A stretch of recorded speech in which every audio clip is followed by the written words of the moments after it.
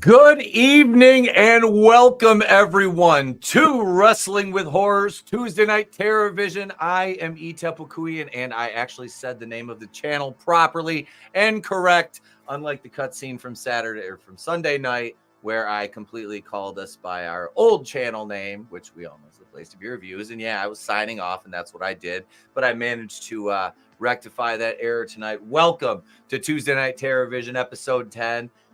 I am joined by Mrs. Co-host Trina. Welcome, Trina. She's here to talk about wrestling, not horror.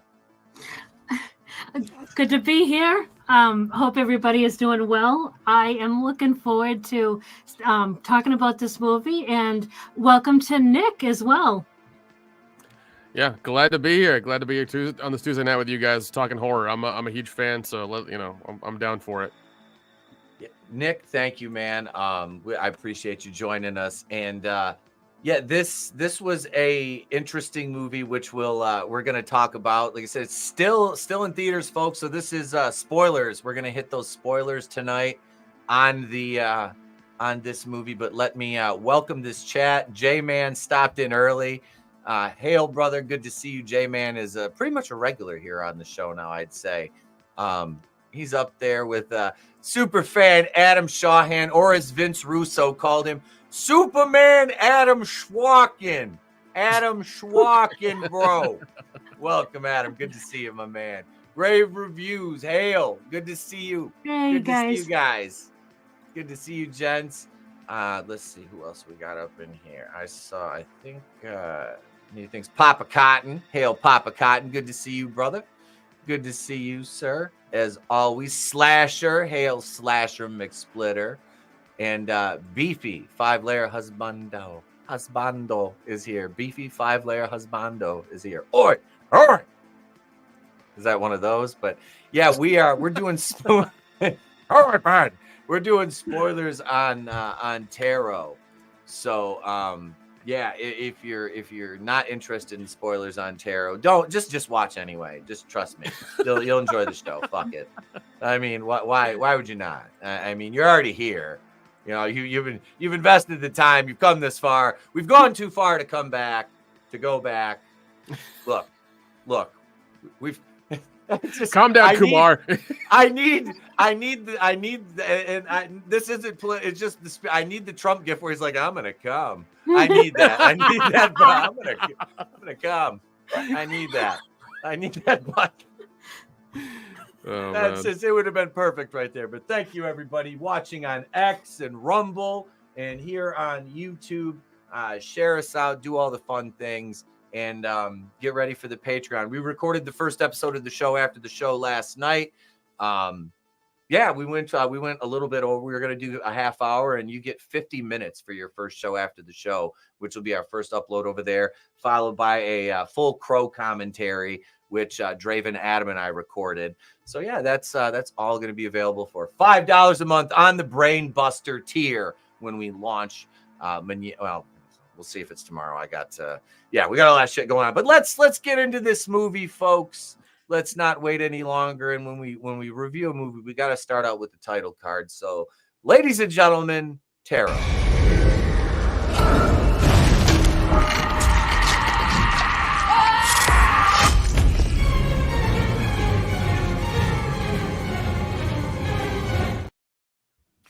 Yeah, that was not a bad title card.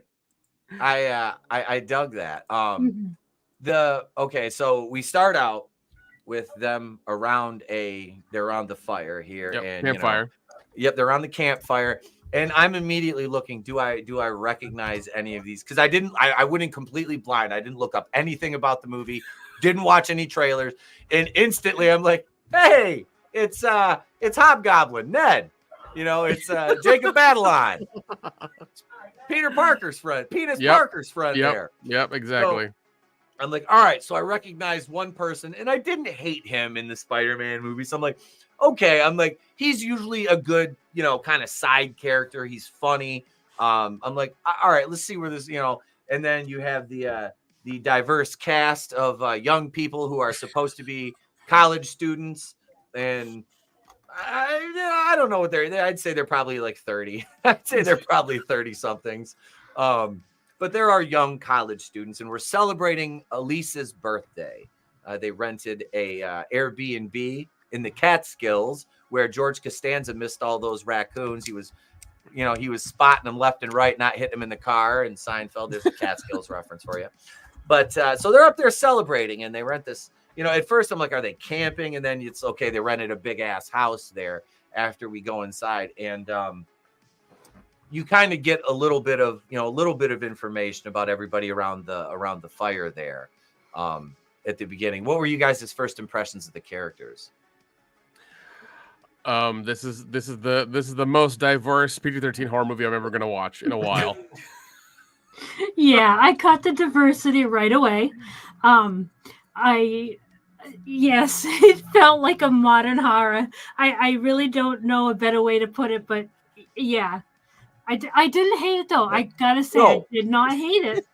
That part of it, like, it never really played into anything. No, it didn't. As far it never as did. Like being preachy or the W word, as yeah.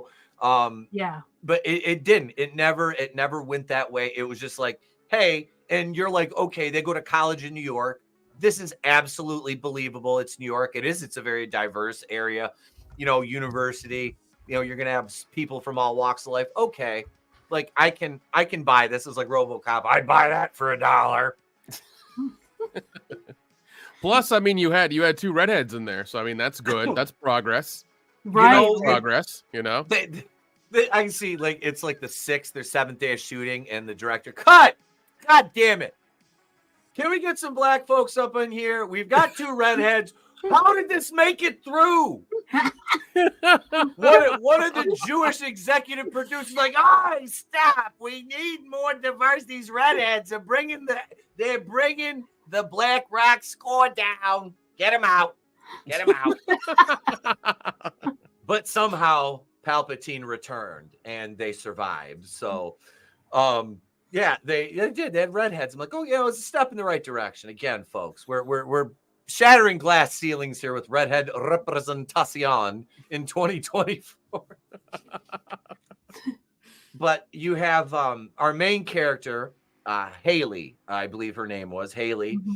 Our final, I guess you would be our final girl in the spoilers, folks. We're gonna tell you, we're gonna have spoilers. And her beau, her former suitor, as it were, Grant. And then we have Paige, the birthday girl, Elise.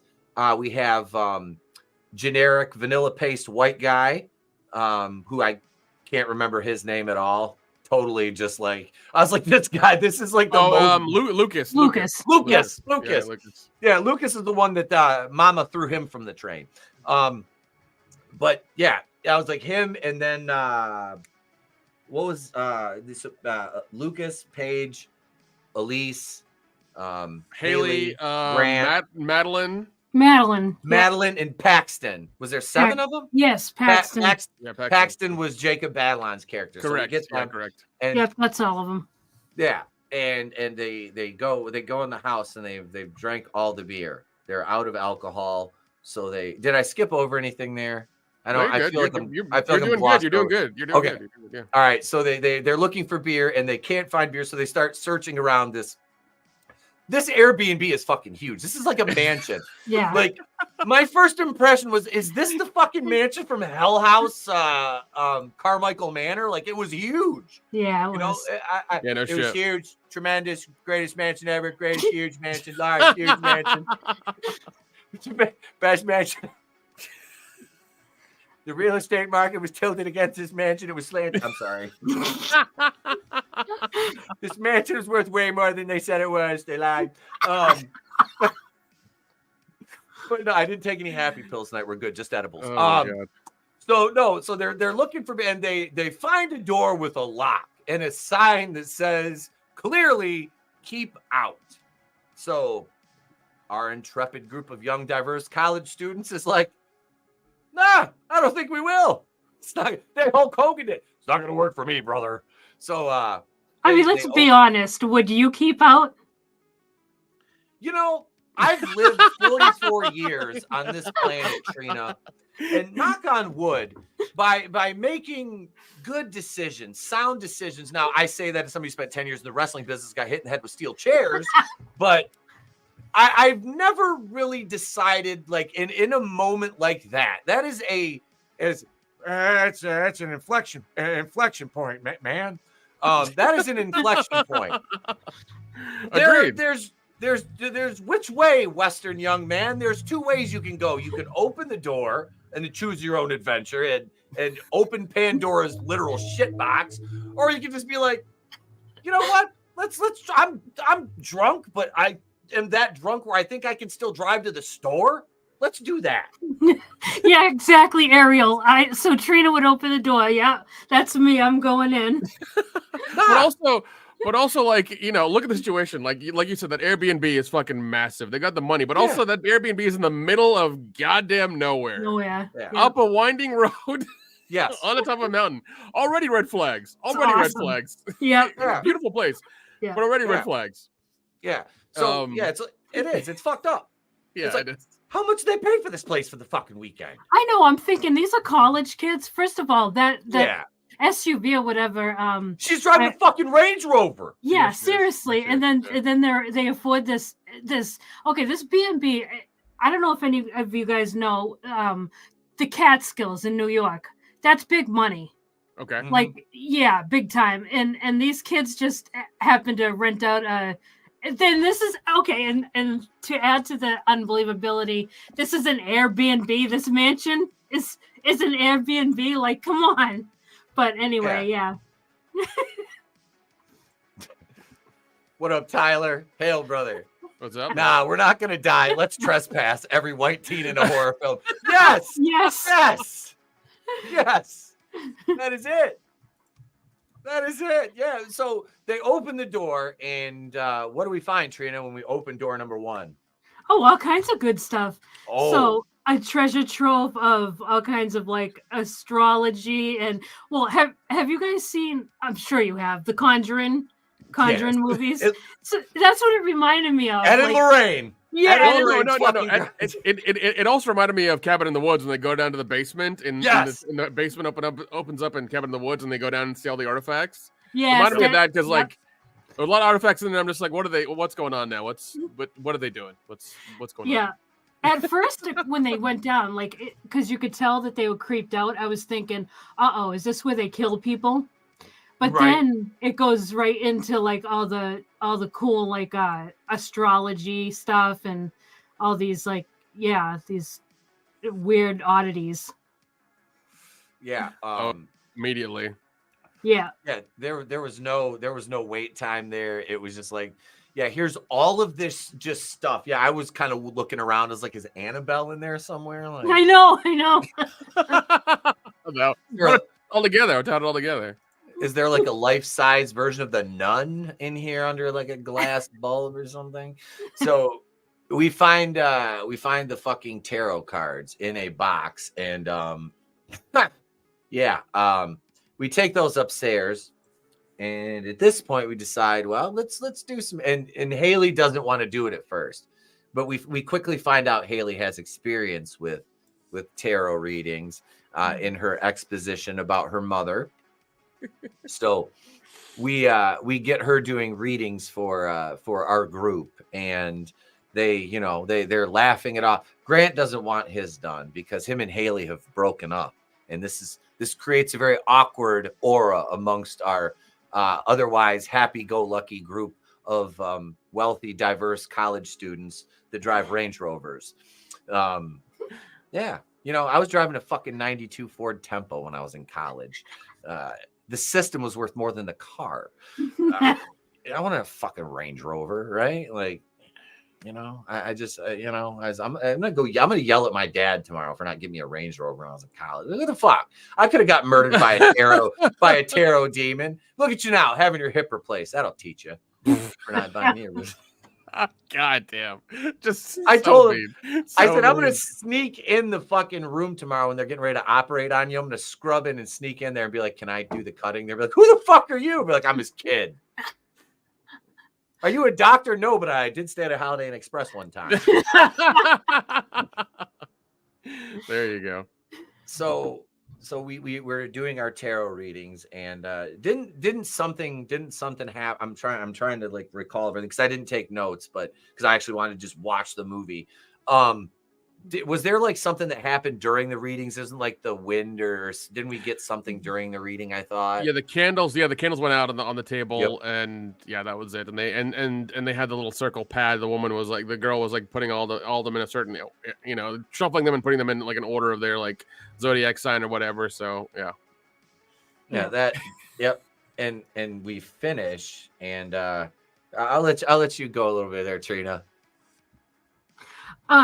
So she's doing the readings, and she's exceptionally like good at telling them. So she's combining the tarot cards with the zodiac, which I didn't even know was a thing. But yeah, she's reading everybody and telling them according to their signs, like their fate, like basically their fates, and yeah, and when it comes, so Paxton, they asked Paxton, hey, do you want to go? And Paxton is the kind of like, I don't know really what he is, if he's gay or well, he's a diverse kid, and he declines, so he goes looking for he's like, I'm gonna go look for the bathroom, and he sees like some weird stuff while she's like doing the other girl's reading, and you get like the doors opening and closing by itself, and he's getting spooked out, and he thinks he sees something, but like we don't see anything, but you can tell that there's something in the house, there's something going on. And yeah, so the readings were interesting because like it really all rests on the last card that they get in their reading. But I don't really want to get into that because that'll give the whole plot away. Yeah. That's okay. Yeah, we'll wait until we get a little bit deeper into it. Yeah. So I'm trying to think. Nothing really else happened during during the night, like after, because they kind of just got up and left the next morning, didn't they? I'm trying to think. Well, Well, after all that, they go to bed, and when they're sleeping, we see, as the audience, we see the tarot box light up, the star that's written on it, and the runes, we see that light up, and then it cuts to like a scene of a woman, like it looks like she's in a tent thing, and you really kind of you only see like the silhouette, and then it's like it looks like she's slitting her throat, and then that's it. That ends it, and then the next day they're driving home. Yeah, that was because like that's the title card we played, and that was like what, just almost 10 minutes into the movie. Yeah. The movie is a very like, I looked at the time of it. It's 90 minutes. Like it's like 92 minutes. That's it. Yep. With everything. So which is a good time. That's that sweet spot, 85 to 90 minutes for a horror movie, and it doesn't impose upon itself. Yeah. That's that sweet spot right there. So they that was a pretty cool. That was like a nice way to lean into that, like because they you give the audience that perspective that the characters don't have, and then so they get up and they're going back in the morning to college, and Elise, we see him dropping Elise and the other, I can't remember which other girl it was, but they get dropped off because they live like somewhat close to each other, and we follow Elise. She was the birthday girl, and nobody else is in. This is like a sorority house that she lives in, I think it is, or something like that. And nobody else there. They're all gone for the weekend or whatever. And she is showering, and she hears something, comes out of the bathroom, and the ladder from the attic in the ceiling is down, and that's opened up. These are high fucking ceilings in there too. I was like, Jesus. Like, I love ceilings like that. It's like a goddamn castle. So that thing comes down, and she puts it back up, closes the attic door, and goes about her business. So she's in bed, a little while later, whatever. Meanwhile, at the Legion of Doom, she's in bed, and she hears another thump. So that's when she goes out then, and the fucking ladder's down again, and it's like, shit. So she's not thinking about anything. She just kind of starts, she's calling out, hey, who's up there? Who's up there? She thinks one of her roommates might be back there playing a trick on her. I'm like, who the fuck? I'm like, that's a pretty cruel ass prank. Like, first of all, like that kind of like, hey, look, if you're going to go like Black Christmas on me and shit, not 2019 Black Christmas, and be Billy hiding up in the fucking attic, not a bust of Carrie Elwes's, the founder of the universe. Never mind. That's another story altogether.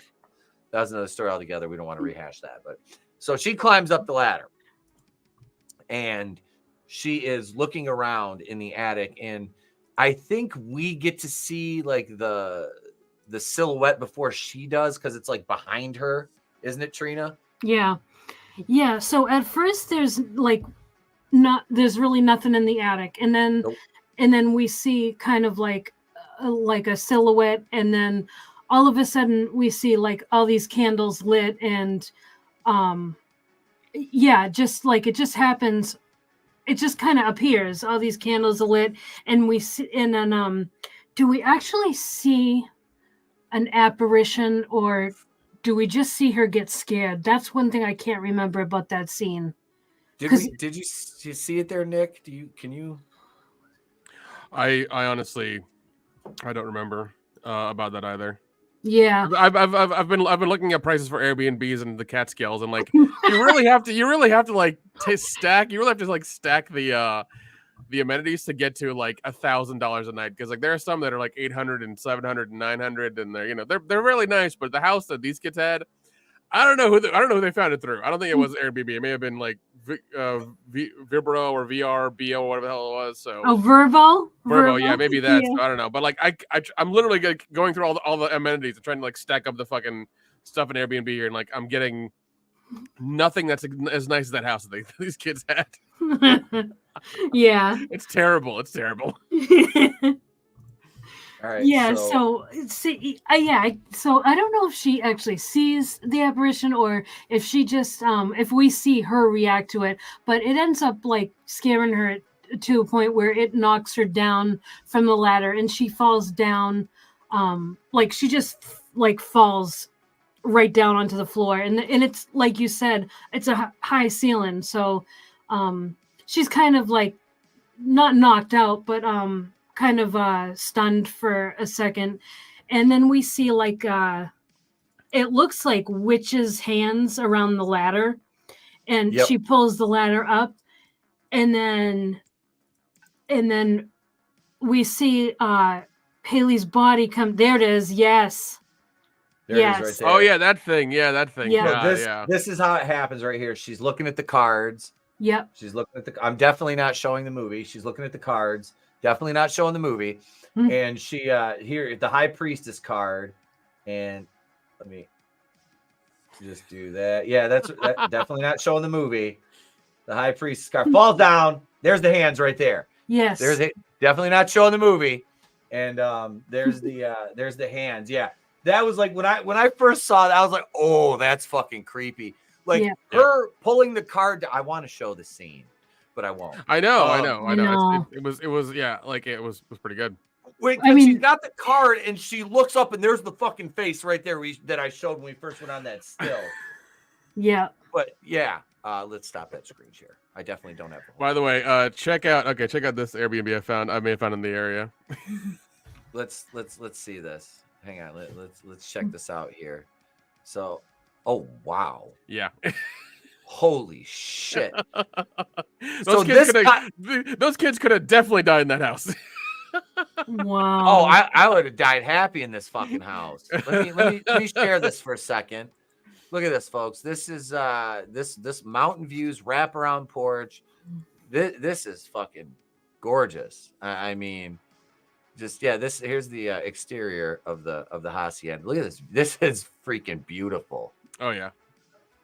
Like yeah. Yeah, this is similar to the location that they were in. Yep.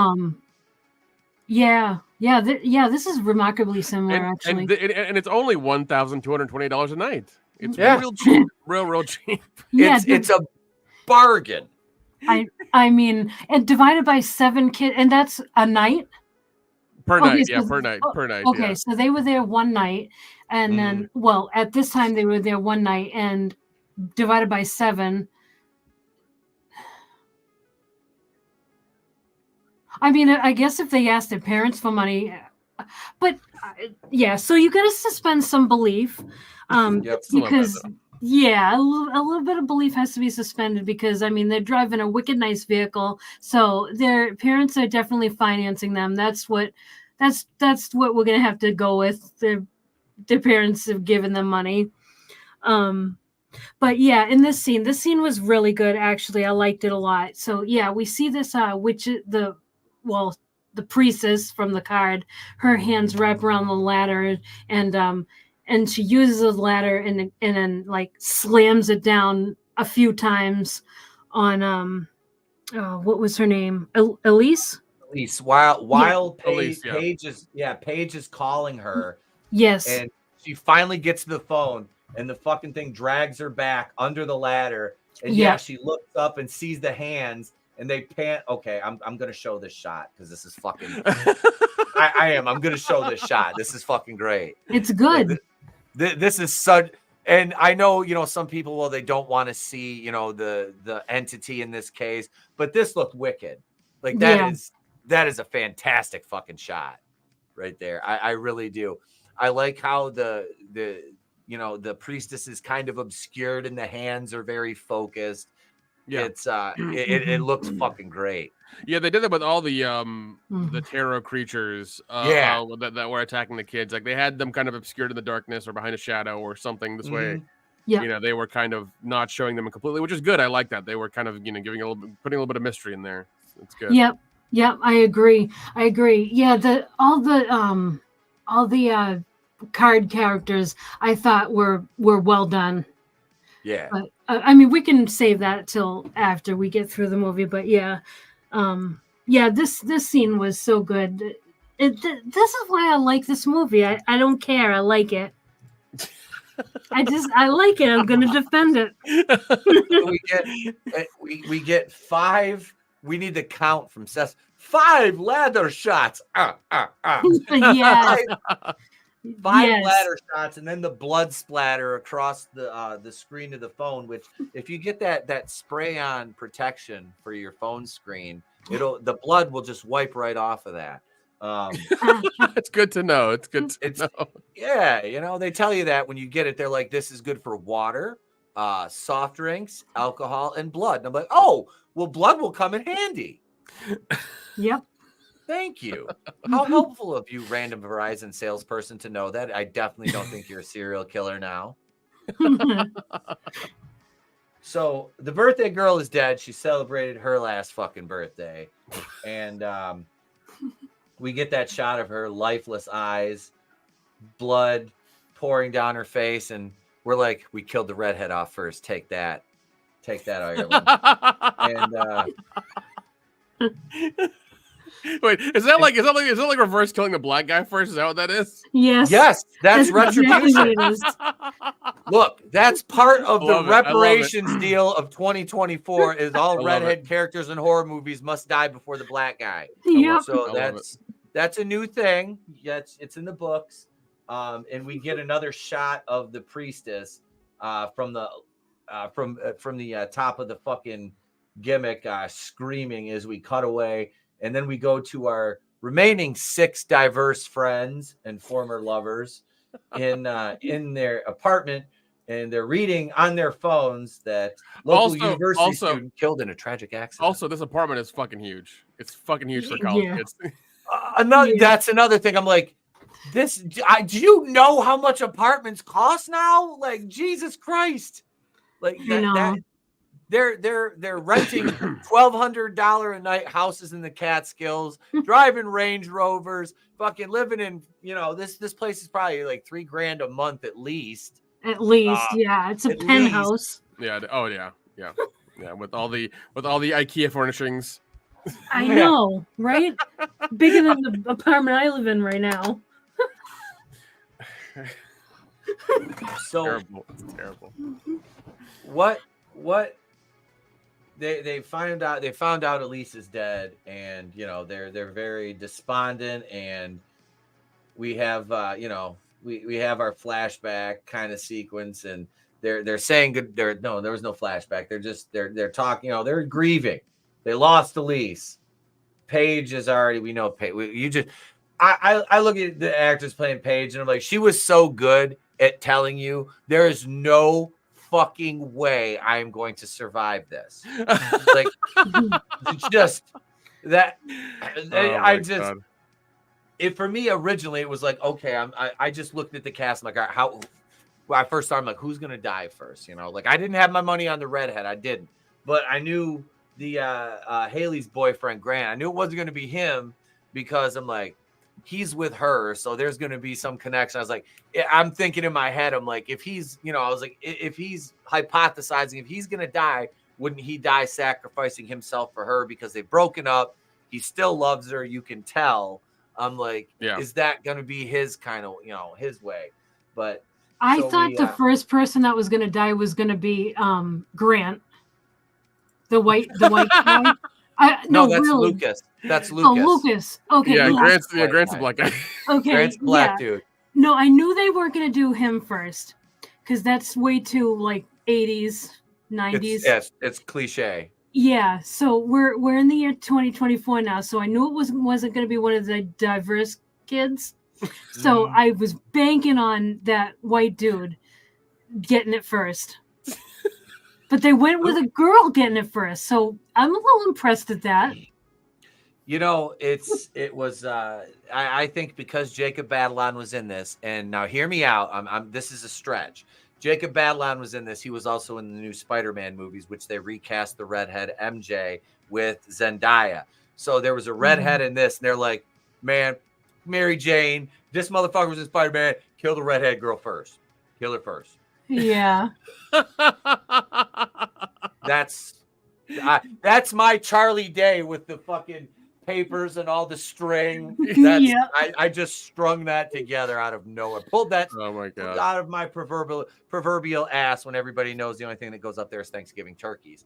So speaking of turkeys, our cast of young diverse turkeys here are saying they're bidding each other adieu for the evening.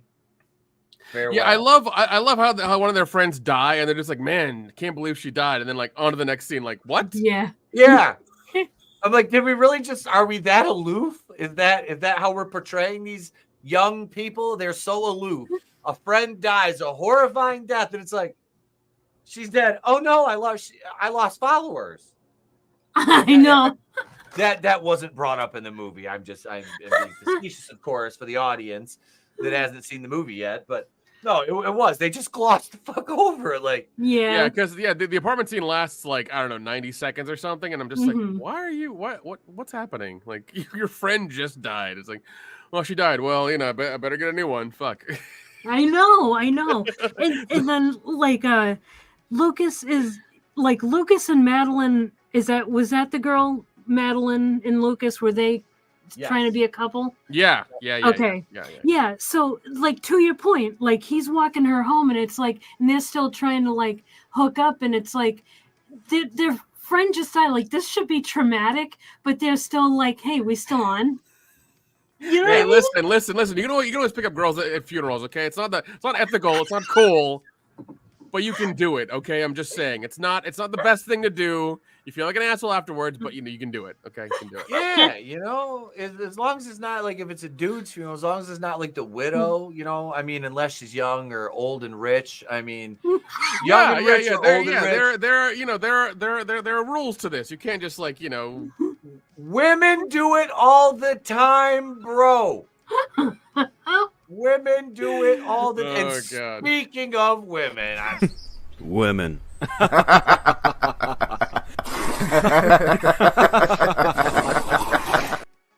gotta play that at least once a week.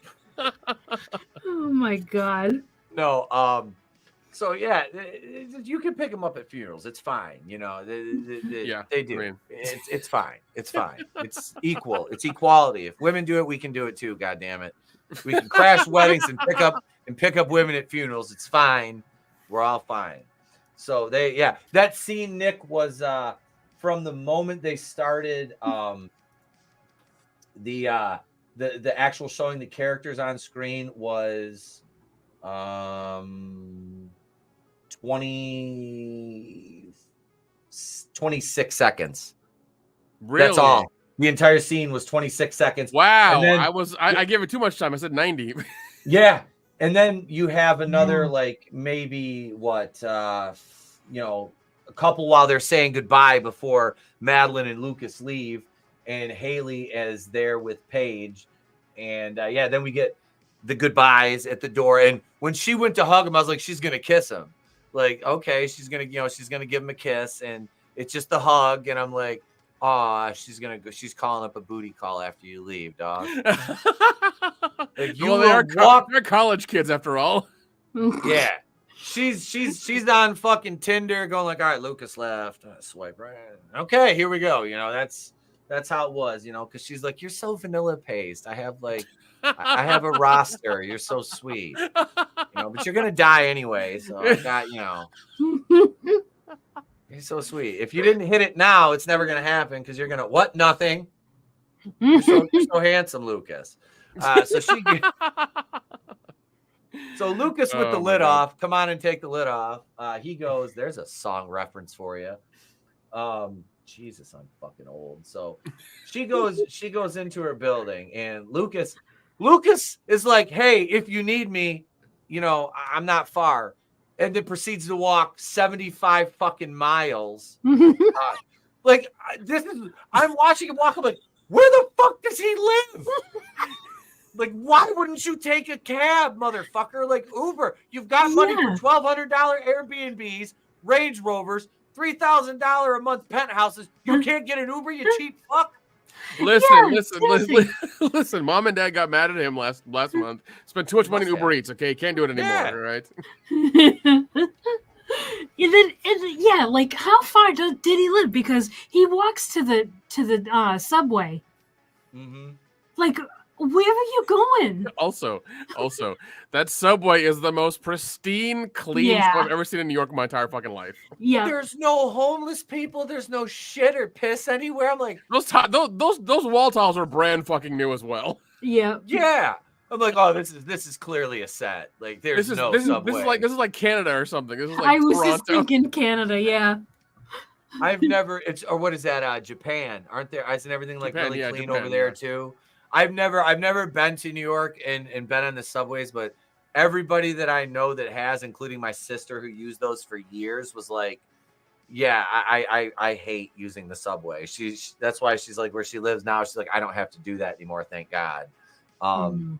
Because it's just disgusting and crowded, and I guess if you don't like being groped, and just there's just all kinds of I just know.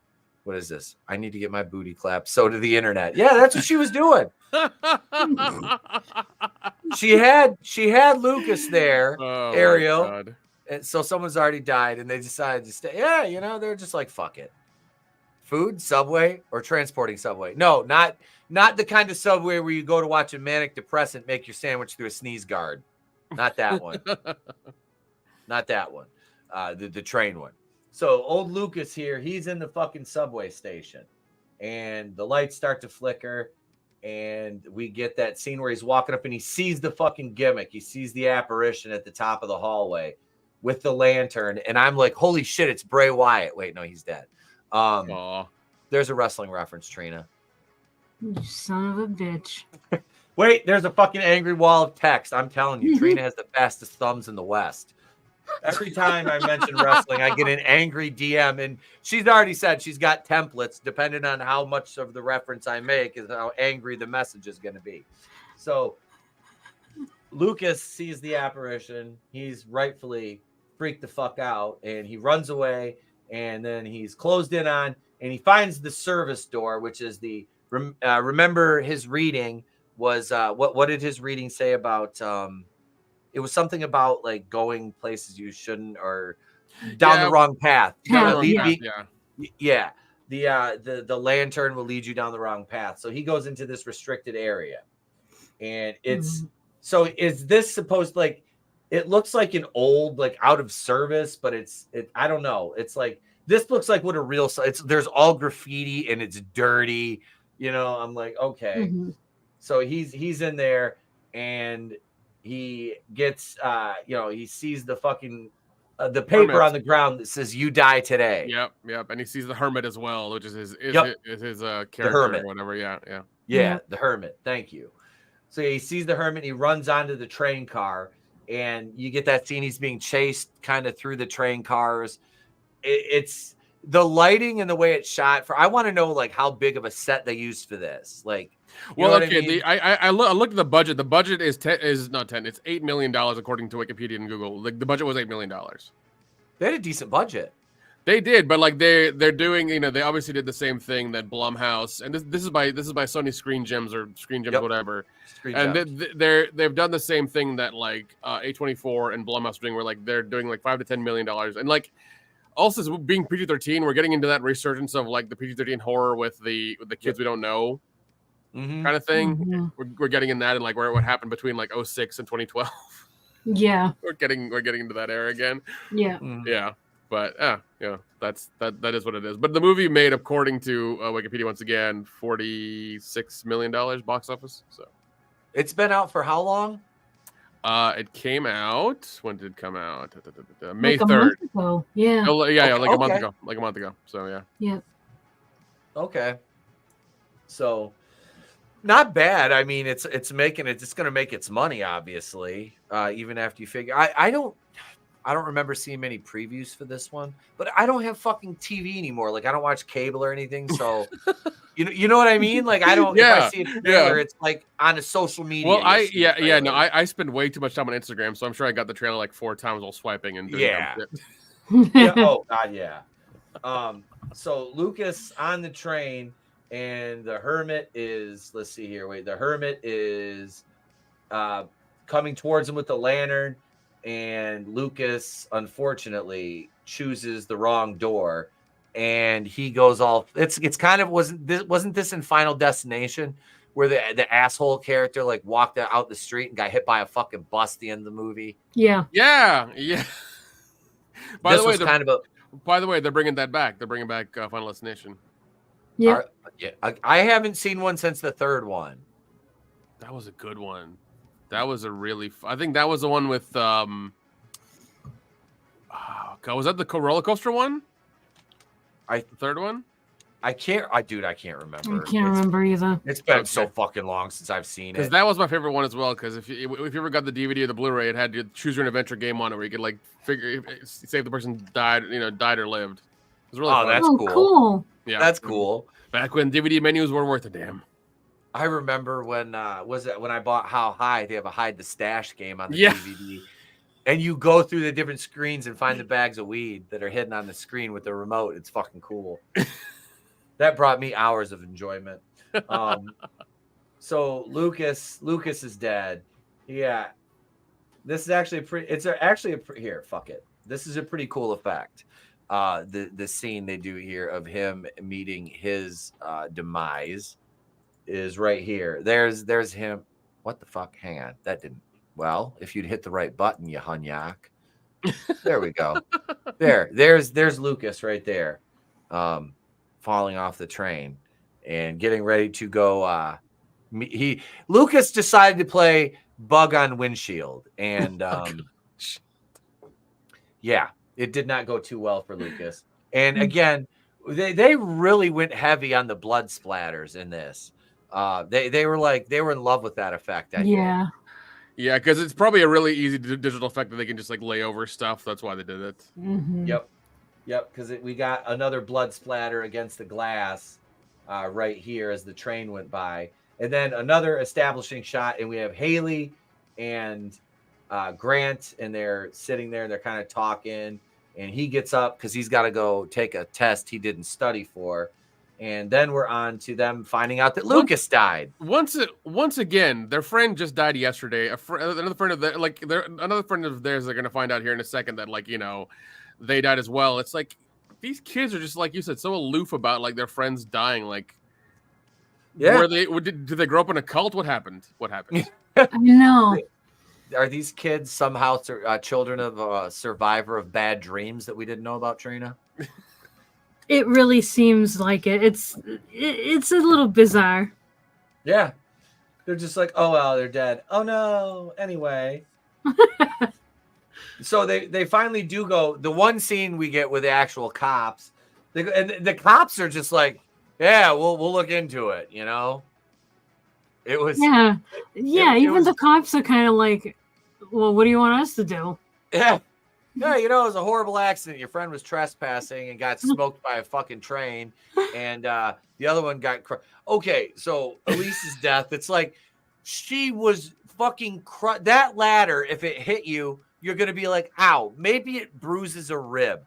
She was crushed to death by a fucking ladder, and they're like, nothing to see here. Move along, everybody. Yeah, there was no, like, you'd think there'd be like an investigation of like, okay, who had motive to do this to her, because there was no inquiry. There was no like, no. This woman was just crushed to death, and the cops aren't like, one of you is guilty about it. No. Like, it's weird. Not at all. Yeah. Like you said, yeah, the ladder would have not killed you, except if you had brought it down with some force, which obviously did. That's why she's dead. Yeah. But the cops are like, no foul play here. It's fine. We're good. We're all good here. How are you? Yes. Yeah, these police were either the Keystone Cops, or they should have come with the music from the two cops in Halloween 5. They should have had that squeaky clown. Yeah, Chief Wiggum. Nothing to see here. Stay around me. Stop in the name of squeamishness.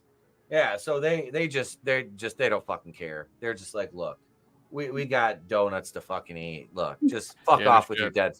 They're just like, fuck off with your dead friends, okay? Like, yeah, seriously, this is a big city. We don't have time for this shit. Yeah, like wait. So you're telling me a white girl who's a redhead and a just vanilla paste white guy died? Look, we don't have time for that. Yeah, and also like we pointed out before, like they had Range Rovers. Their apartment is huge.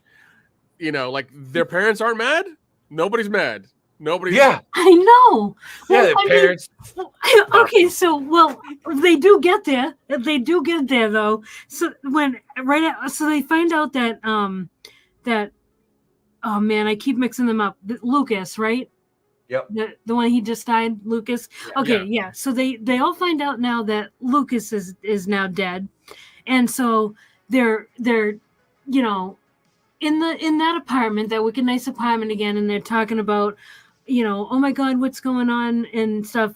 And then finally, Paxton, the diverse kid, he says, well, have you thought that maybe one of us is the killer? It's like, so he thinks of that, but not the cops. So, okay. But they all get mad, like, no, of course it's not one of us. What are you doing? That's how I'm holding my arms out right now. Like, what's Yeah, going it's just on? like, what the fuck? Like, right now, I am. Oh my god. yeah.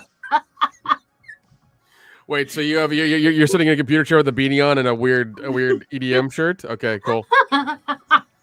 Wait a second. I don't have an eat.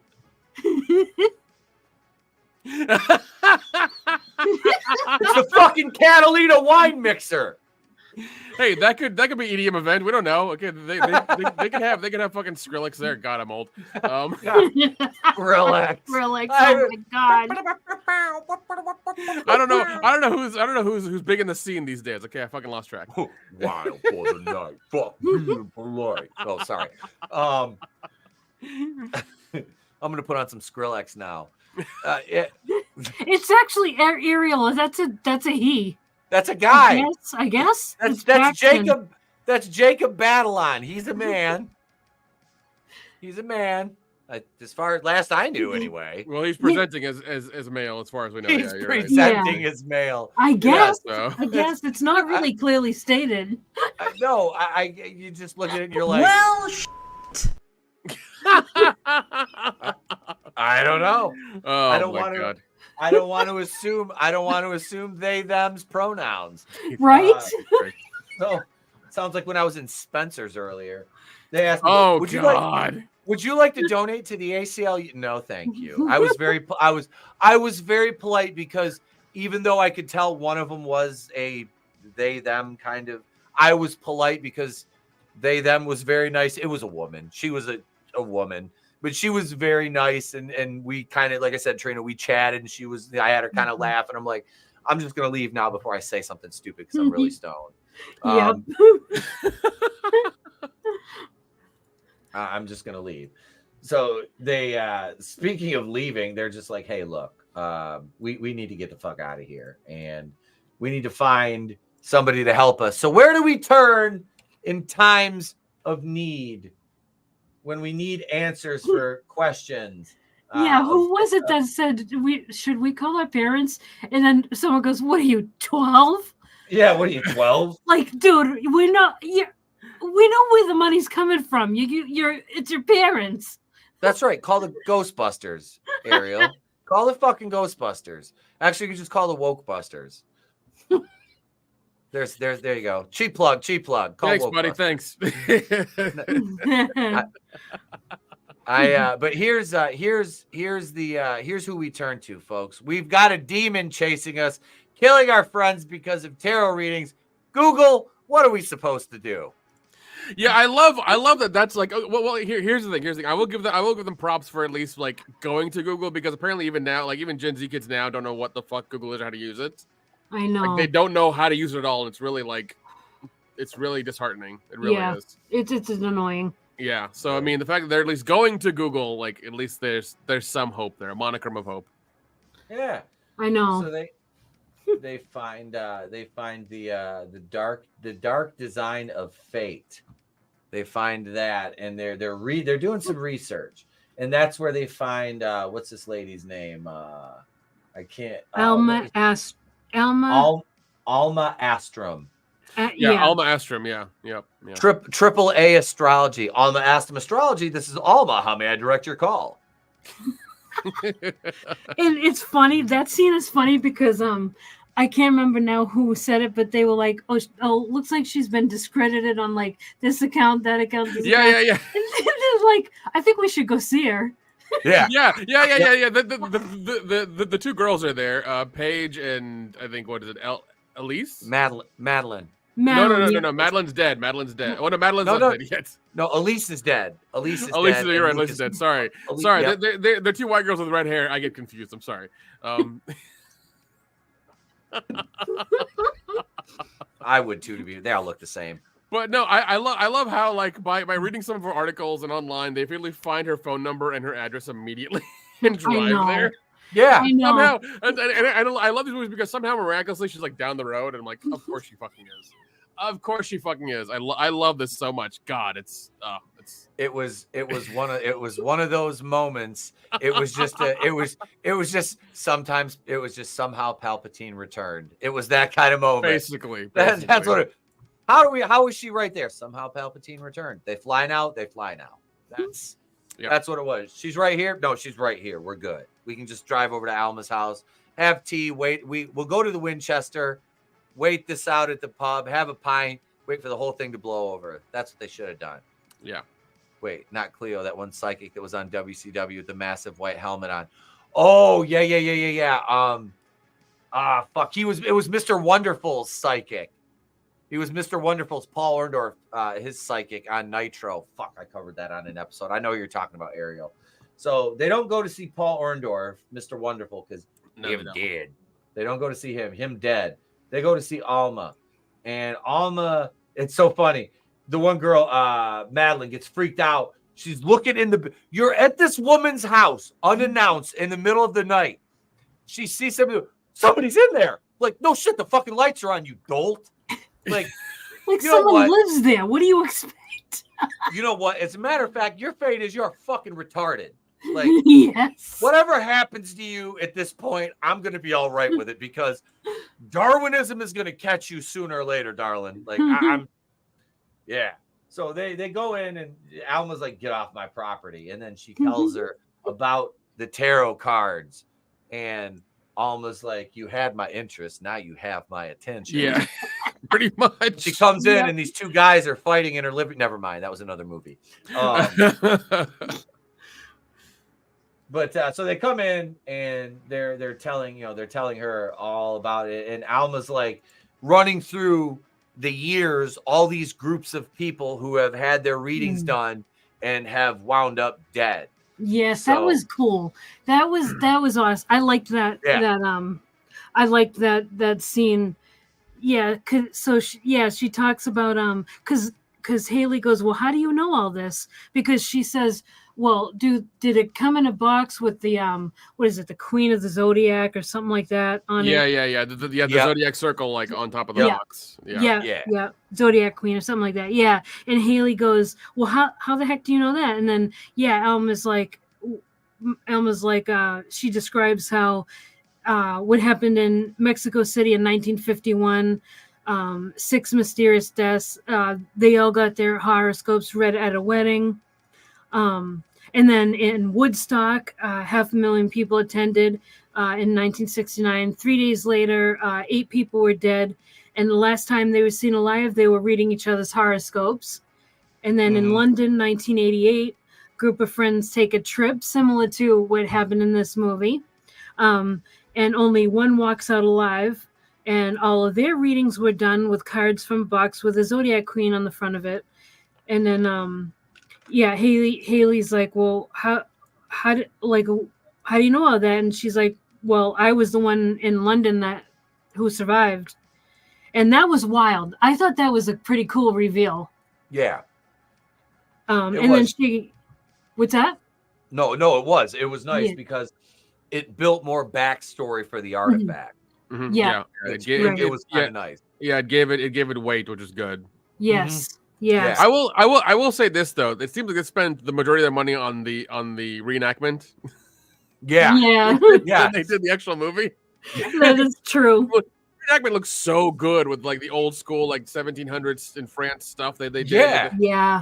The whole thing, the tent, the outside, everything. I was like, wow, they really went like this is where like the $6 million or the $8 million budget went. The other ones went to like crafty for the actual, Yeah, I was gonna say that the historical period piece scenes from the movie that was out of the $8 million budget, that was like $6 million, and everything else was like, all right, you got $2 million left. Yeah, let's shoot this in a weekend. yeah, pretty much. iPhone cam, let's do it. Go. It just gotta look good. It doesn't have to be crisp, as long as people can see it and make it out, it doesn't matter. Yep. So they figure out what they gotta go get the cards. They've got to go they got to destroy these cards. So they're gonna go back, Oh yeah, and then Black kid's name. Black kid's name Grant. Okay, yeah, he's like, hey, let's get out of here. This is a bunch of bullshit. He doesn't actually say that. That's just paraphrasing. Yeah, paraphrasing. Yep. Yeah, and then Alma kind of like interjects, and she's like, and then she tells this story, which I loved. This story. She says, thousands of years ago, horoscopes were the primary tool to navigate a dark and unpredictable world. Combining horoscopes and tarot, and they make it a point that it's pronounced tarot, which irritated me a little bit, was and still is the most powerful form of divination known to man. And she says she knew that, and they're like, who knew that? And she goes, the astrologer. And then it cuts to Hungary, 1798. Yep. The Count and his wife were expecting their first child, and the Count had his own personal astrologer, and she first saw that the Count's wife and unborn son weren't going to survive childbirth. So he ordered her to change the prediction, but she tried over and over, but she kept getting the same reading. And so, the Count was angry, so she was cast out along with her daughter.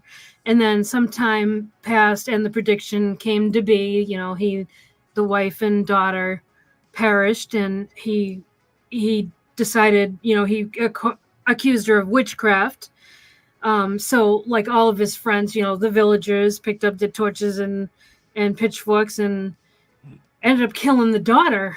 Well, that's when it goes to that tense scene that we get in the beginning, the cut scene in the beginning. She is like performing a dark ritual, and she had to kill herself, and she bound her soul to the cards, sealing her fate to the cards, causing a death curse. And so using that through the cards, she was able to kill the Count and all of his, associates. That basically she got revenge for her daughter. But now the consequences, anytime that the cards are used, they have to face the dark side of fate, which basically you get cursed if you use the cards. So I thought that whole backstory for how like the cards got to be cursed was so that was creative. I really liked that. Yeah. I feel like there was more effort put into the backstory than the movie. Yes. There was so much, there was so much backstory, so much the character, the scenes, the whole thing of her doing the black, the dark ritual to bind yourself to the tarot cards was actually really good. I really did enjoy that. Yeah. These are some of the images here from that. I mean, it was this right here, like her, this was freaking wicked. Yeah, they really, like you said, I think they blew most of the budget. They could have done a whole movie like this. I was like, well, I mean, here's the thing: since this one made money, they're probably going to do a part 2, and then after the part 2, they're going to do the prequel, and then they're going to do part 3 because that's usually how it goes. Yeah, these cards get around then from Hungary. Yeah, as soon as I saw, I was like Hungary 1788 or whatever it was, or 1728. I was like, fucking Hungarians. I'm part Hungarian on my mother's side. I'm like, bunch of fucking black magic peddling gypsies we are anyway. God damn it. Always you and Crispus are like every ethnicity on the planet.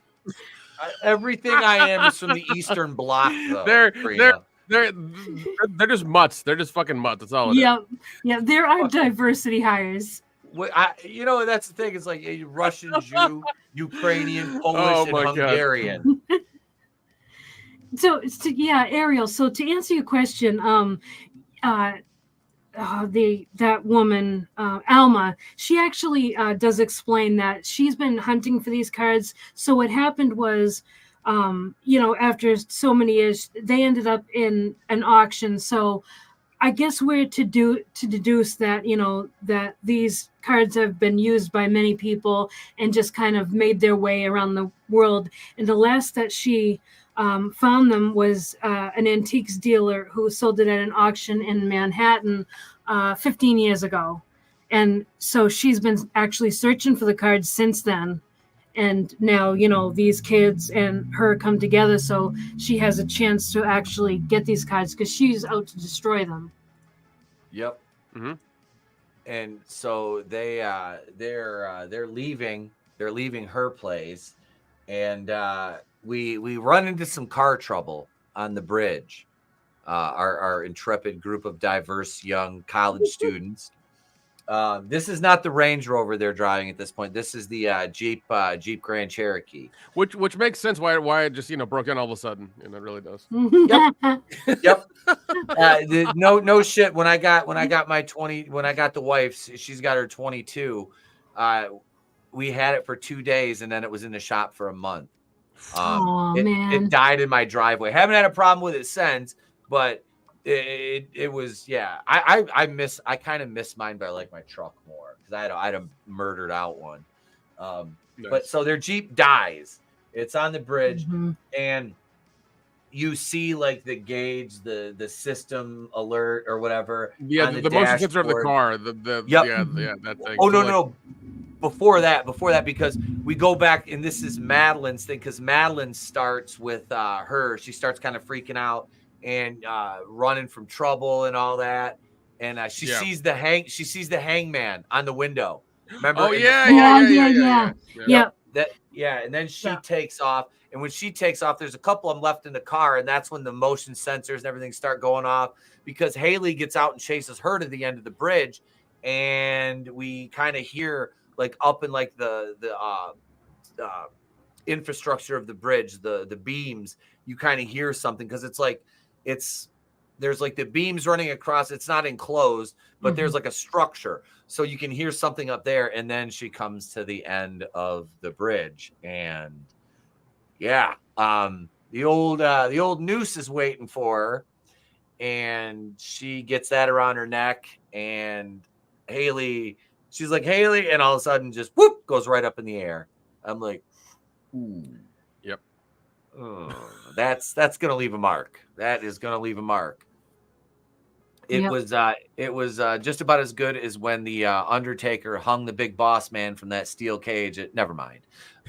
There's another angry text from Trina already. Actually, I'm looking at the IMDb, and I wanted to figure out where it was shot. It wasn't shot in Canada. It was shot in Serbia. Really? Belgrade, Serbia. Oh, wow. Well, good tax credits over there. That's probably why. That's probably why the movie cost $8 million. There's like here's 1,000. Oh my god, 1,000. Yeah. Come to Serbia. Come to Serbia. Shoot movie. Bring hot American foxes. Promise we won't steal them and put them in Wayfair cabinets and then sell them back to somebody in the Middle East. Oh god. Oh man. Yeah. Good old Serbia, folks. Good old Serbia. They're our ally. I don't know. I don't fucking know. So the fucking Serbian mafia is responsible for this. No. So damn Serbians. So they're on the it's disinformation, folks. Don't trust it. Don't trust it. So the window breaks. Yeah.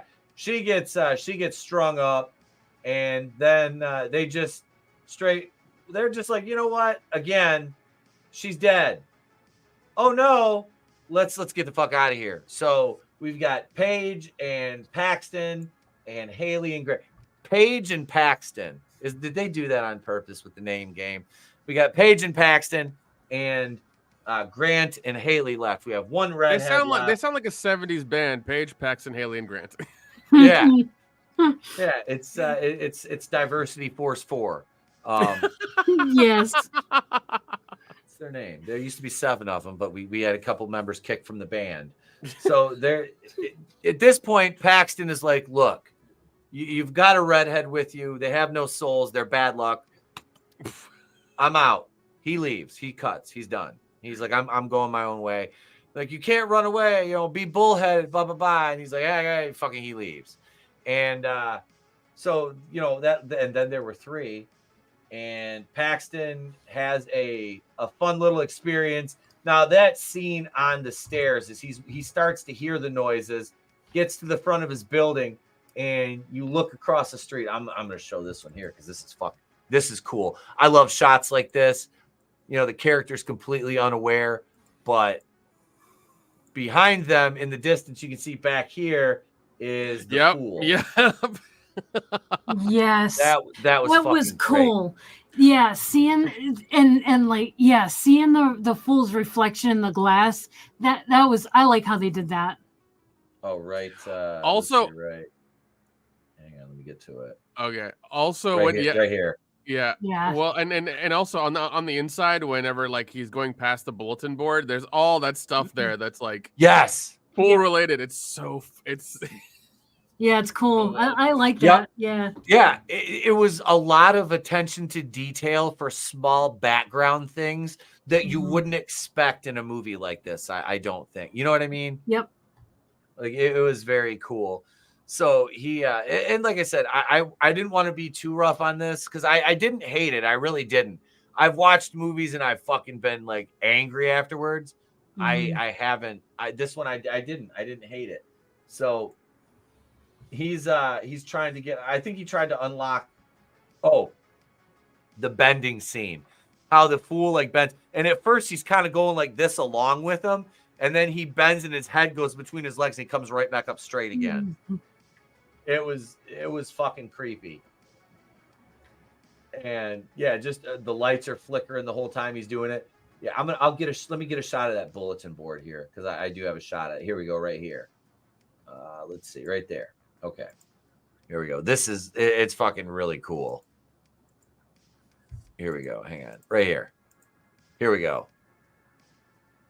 And you can see his reflection in this one, and you see the fool up here. Hunter, help! Is my roommate a fool? The fool over here. Here's the jester up here. The fool right over here in the lower corner. Astrology lecture. It says the fool right here. Here's another jester right there. Here's one right here. The fool right here. This is like one of those Where's Waldo's. Yeah, I know. This is cool. I didn't catch all of this detail. I caught a few things, but not all this. No. This you see him here and they take the bull by the horns. Oh yeah, because he's an Aries. Yep, he's an Aries. Yeah. Wow. Yep. Yeah, I'm even more impressed now.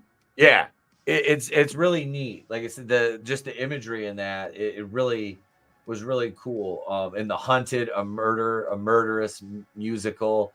You know, just all the stuff is death and fool related up here.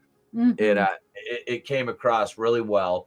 So he goes and I think was he trying to get into like the staircase at first, and then he goes to the elevator, and yeah, they close in on the don't be a fool, and he's in the elevator and he's starting to figure out his horoscope, you know, because it's ascending numbers, the numbers. He's obviously going up to the 5th floor, and he's like, I'm boxed in.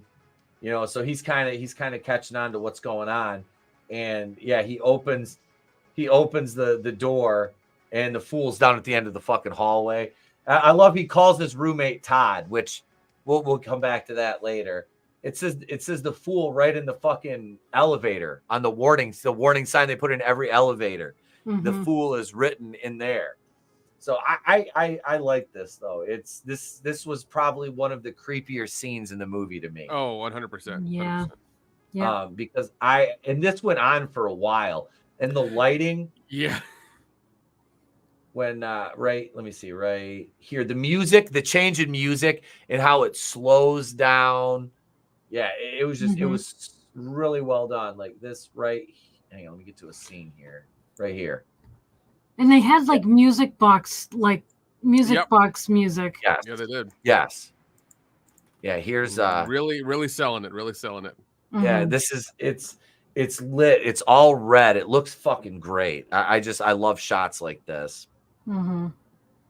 What's up, Vinny? How you doing, brother? Hi, Vinny. Vincenzo. What's up? So man? yeah, he's in the elevator, and it's like they're doing everything to lead you to believe that he's gonna die because he's sitting there on the ground. And I'm gonna tell you why I don't like clowns. Reason number 1,000,009,000,000,000. I don't know. There's all the reasons, but this right here, I mean, this is fucking nightmare fuel. Even Oh at yeah, 44 yeah, years yeah, yeah. old. Yeah, and like it almost reminds me of the clown from Are Afraid of the Dark. A little bit. Oh my God. I forgot about that. Are You Afraid of the Dark? That's another one like the original Goosebumps show that's fucking great. Yeah. I'm looking it up. I don't know if I've seen it. Oh yeah, that was a what, late 90s? Mid to late 90s show. Mid to late 90s, yeah. Are Afraid of the Dark is I think if you have Paramount, they're all on there. I think because I have Paramount. But yeah, that's a freaky scene. Oh yeah. Here's a shot of the clown. Yeah, it does look just like him.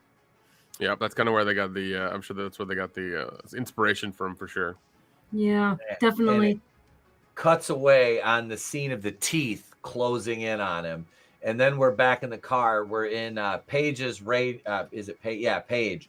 Her Range Rover, her Haley and Grant, and well, we get to because she booked the Airbnb again, and it was available.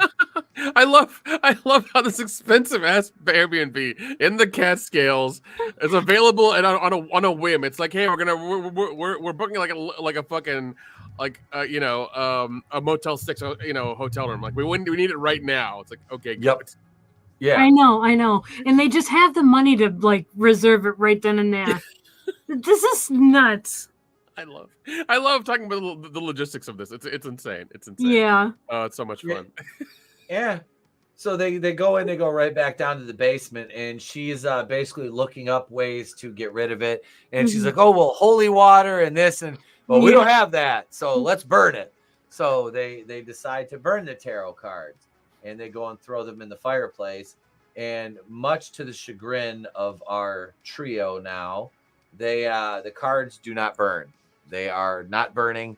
The fire is burning around them, and they are staying exactly the way that they were. So they're like, shit. And they're sitting there watching the video, and there's a knock at the door, and who shows up? Who shows up, Trina? Oh, Alma. Alma shows the up. hero. Yep. And she looks like the actress that played Sally Hardesty in the Texas Chainsaw Massacre 2022. No. That's the same woman. That's the same woman. Is it? Is it her? Really? Yeah, it is. Okay, Yeah, I didn't know it was her. I was like, because it looks like, I was like, man, is that the same lady? But yeah, okay, that's and which is funny because that Texas Chainsaw Massacre movie was also shot over in like Serbia or Kazakhstan or some shit like that. So Ariel asked this question. So wait, the owners were the ones that put the warning on the door, right? So did the owners know what would happen? I was wondering that too when I was watching the movie. They must have, because they have a fucking collection of dangerous fucking occult shit in their basement, which is also designed like a weird ritualistic type area. I feel like the people who own the house know that shit, and as soon as they see like teenagers or teenagers or like college kids are going to get the Airbnb, they're like, good victims, we can live for another 1,000 years. Yes. Yep, that's probably it. They're fucking vampires. Draven confirmed. Dude, they could make a sequel to this movie and really get into it, right? Oh, of course, yeah. Because I mean, it like you have a lot of artifacts down there that you could like keep putting in shit. So like, yeah, yep, you could just keep adding to the basement. It doesn't matter. Yeah. And this could be like Hell House. Like seriously, it could be like the Hell House franchise. You just splinter it off into an origin story about the mansion. Yeah, like, that's true. You really could. And honestly, I thought Carmichael Manor worked. I liked that movie. I liked that Carmichael Manor movie more than I liked the third Hell House movie, which that one was kind of bonkers. But no, this was good. I would like to see that though if they did that. Oh well, like you said, you do a sequel to this, and then you have your prequel, which goes back and then tell the story of the house and how the tarot cards got there. You could end it with the auction in Manhattan, the people that own the house buying the cards and taking them back there, and then that's how the movie ends. You know, Easily. that's how it ends. Yeah, very easily. And you can make them like, you know, eccentric rich assholes who want to get all these artifacts and, you know, do God knows what with them. Just have them in their house, you know, and kill their neighbors, you know, whatever they need to, you know. So yep. Oh yeah, dude. There's so it's wide open with what you could do with that. What's up, Tommy? Good to see you, Tommy. brother. Good to see you. So she is she's like, I'm gonna do this. I know how to she basically says, look, fuck this Hungarian bitch. I'm taking her out. I got this. It's my time. And well, Alma sets all her stuff up, and she's got her stones, her moon rock. That is one thing I couldn't stop laughing about is when she put out the horoscope like mat. Then she had the tarot cards. Then she had her rocks. I'm like, all right, this is it. I'm sorry, I can't do anymore. Because she had her amethyst and her fucking geodes. I'm like, okay, I get it now. I get it. I fucking get it. And that, Nick, reminds me of a meme I shared on Instagram quite a while ago regarding the women with the crystals and the stuff like that. Yeah. You know what's weird is that like I've tried to like whenever I send people like whenever I send Instagram stuff through Facebook Messenger, I've tried to like do it to where, you know, you can like go to Messenger and like tap people and then press send and it'll send them separately. For some reason I can never do that with you. I have to like go back and go into the Messenger and then like do it for you manually. Making everything difficult for everybody. Because I think because Pete's a repeat offender, that's why. Probably. Repeat offender. But this is like this was Alma right here. Oh my god, I've met a few like that, and I have tried to smash. So yeah. This is basically the story of Alma. This is Alma's origin story right here. She used to have a sex robot, and she was into Tarot 2, Alma's sex bot. Oh my god. So Alma is she's performing the ritual, and all of a sudden she's like, oh shit, hang on, I'm gonna share this. She's like, this bitch right behind me, isn't she? She's like, this bitch is behind me. Yes. Right here. It's like I'm gonna take this scene and I'm gonna put the fucking Who Teenage Wasteland over this. I bet you're wondering how I got here. That's a funny story. Here it is right here. She's like, God damn it. This bitch is right fucking behind me. Yeah. You assholes didn't say anything. This crazy Hungarian bitch that's like 300-400 years old shows up, and you motherfuckers are gonna sit there and be like. Also, I love that they did that just so that they wouldn't have to spend any more money on effects. They shouldn't have to go poof out of the wall or like drop from the ceiling and like manifest in some weird wind or whatever. They're just like, oh, she's behind me. Yep. She's right there. That is the cheapest like reveal I've ever fucking seen. Yep. Yeah, she's just sitting there and just like, oh well, yeah, I love this. Oh shit! No, she's not right behind you. I mean, like, no, Haley. Thanks, Haley. Oh man. Paige is like, God damn, this is not good. Grant's just like, well, fuck, she already broke up with me. I ain't gonna get no more. Never mind. Like, I guess I might as well die. Hey, I'm gonna kill the old white bitch first, then give me a chance to run. I know I'm faster than these two bitches. Ain't none of them Ethiopian. They can't run for distance. God. Shit. The fastest marathon runners are either what? Somalian or Ethiopian. Not fastest, but the longest endurance. Oh yeah. Always. Yeah, see? I'm not being racist out there in X-Land. I'm telling the truth. They win all the goddamn marathons. There's nobody. I can't even come up. I was gonna be like, there's nobody named blank that's from Boston and wins the Boston Marathon, but I can't think of any Somalian names. So insert Somalian name here. I don't know. This is Bosnia Mogadishu. I don't fucking know. I don't. Look, folks, we're workshopping it. I don't know.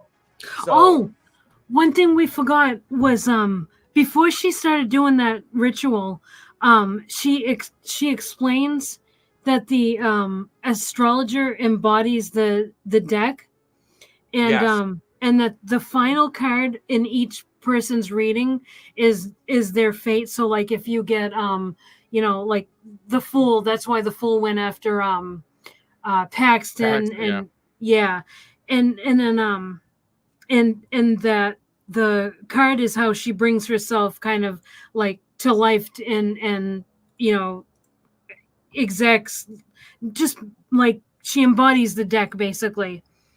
And then so that gets them thinking about their last cards at their readings in the beginning, and we remember that Paige got the Magician, Grant got what was his, the Devil? The Devil. Yeah, Greg got the Devil. Greg got the Devil. Yep. Yeah, that's what he got. Yeah, and Haley got Death. Her card was Death. And so then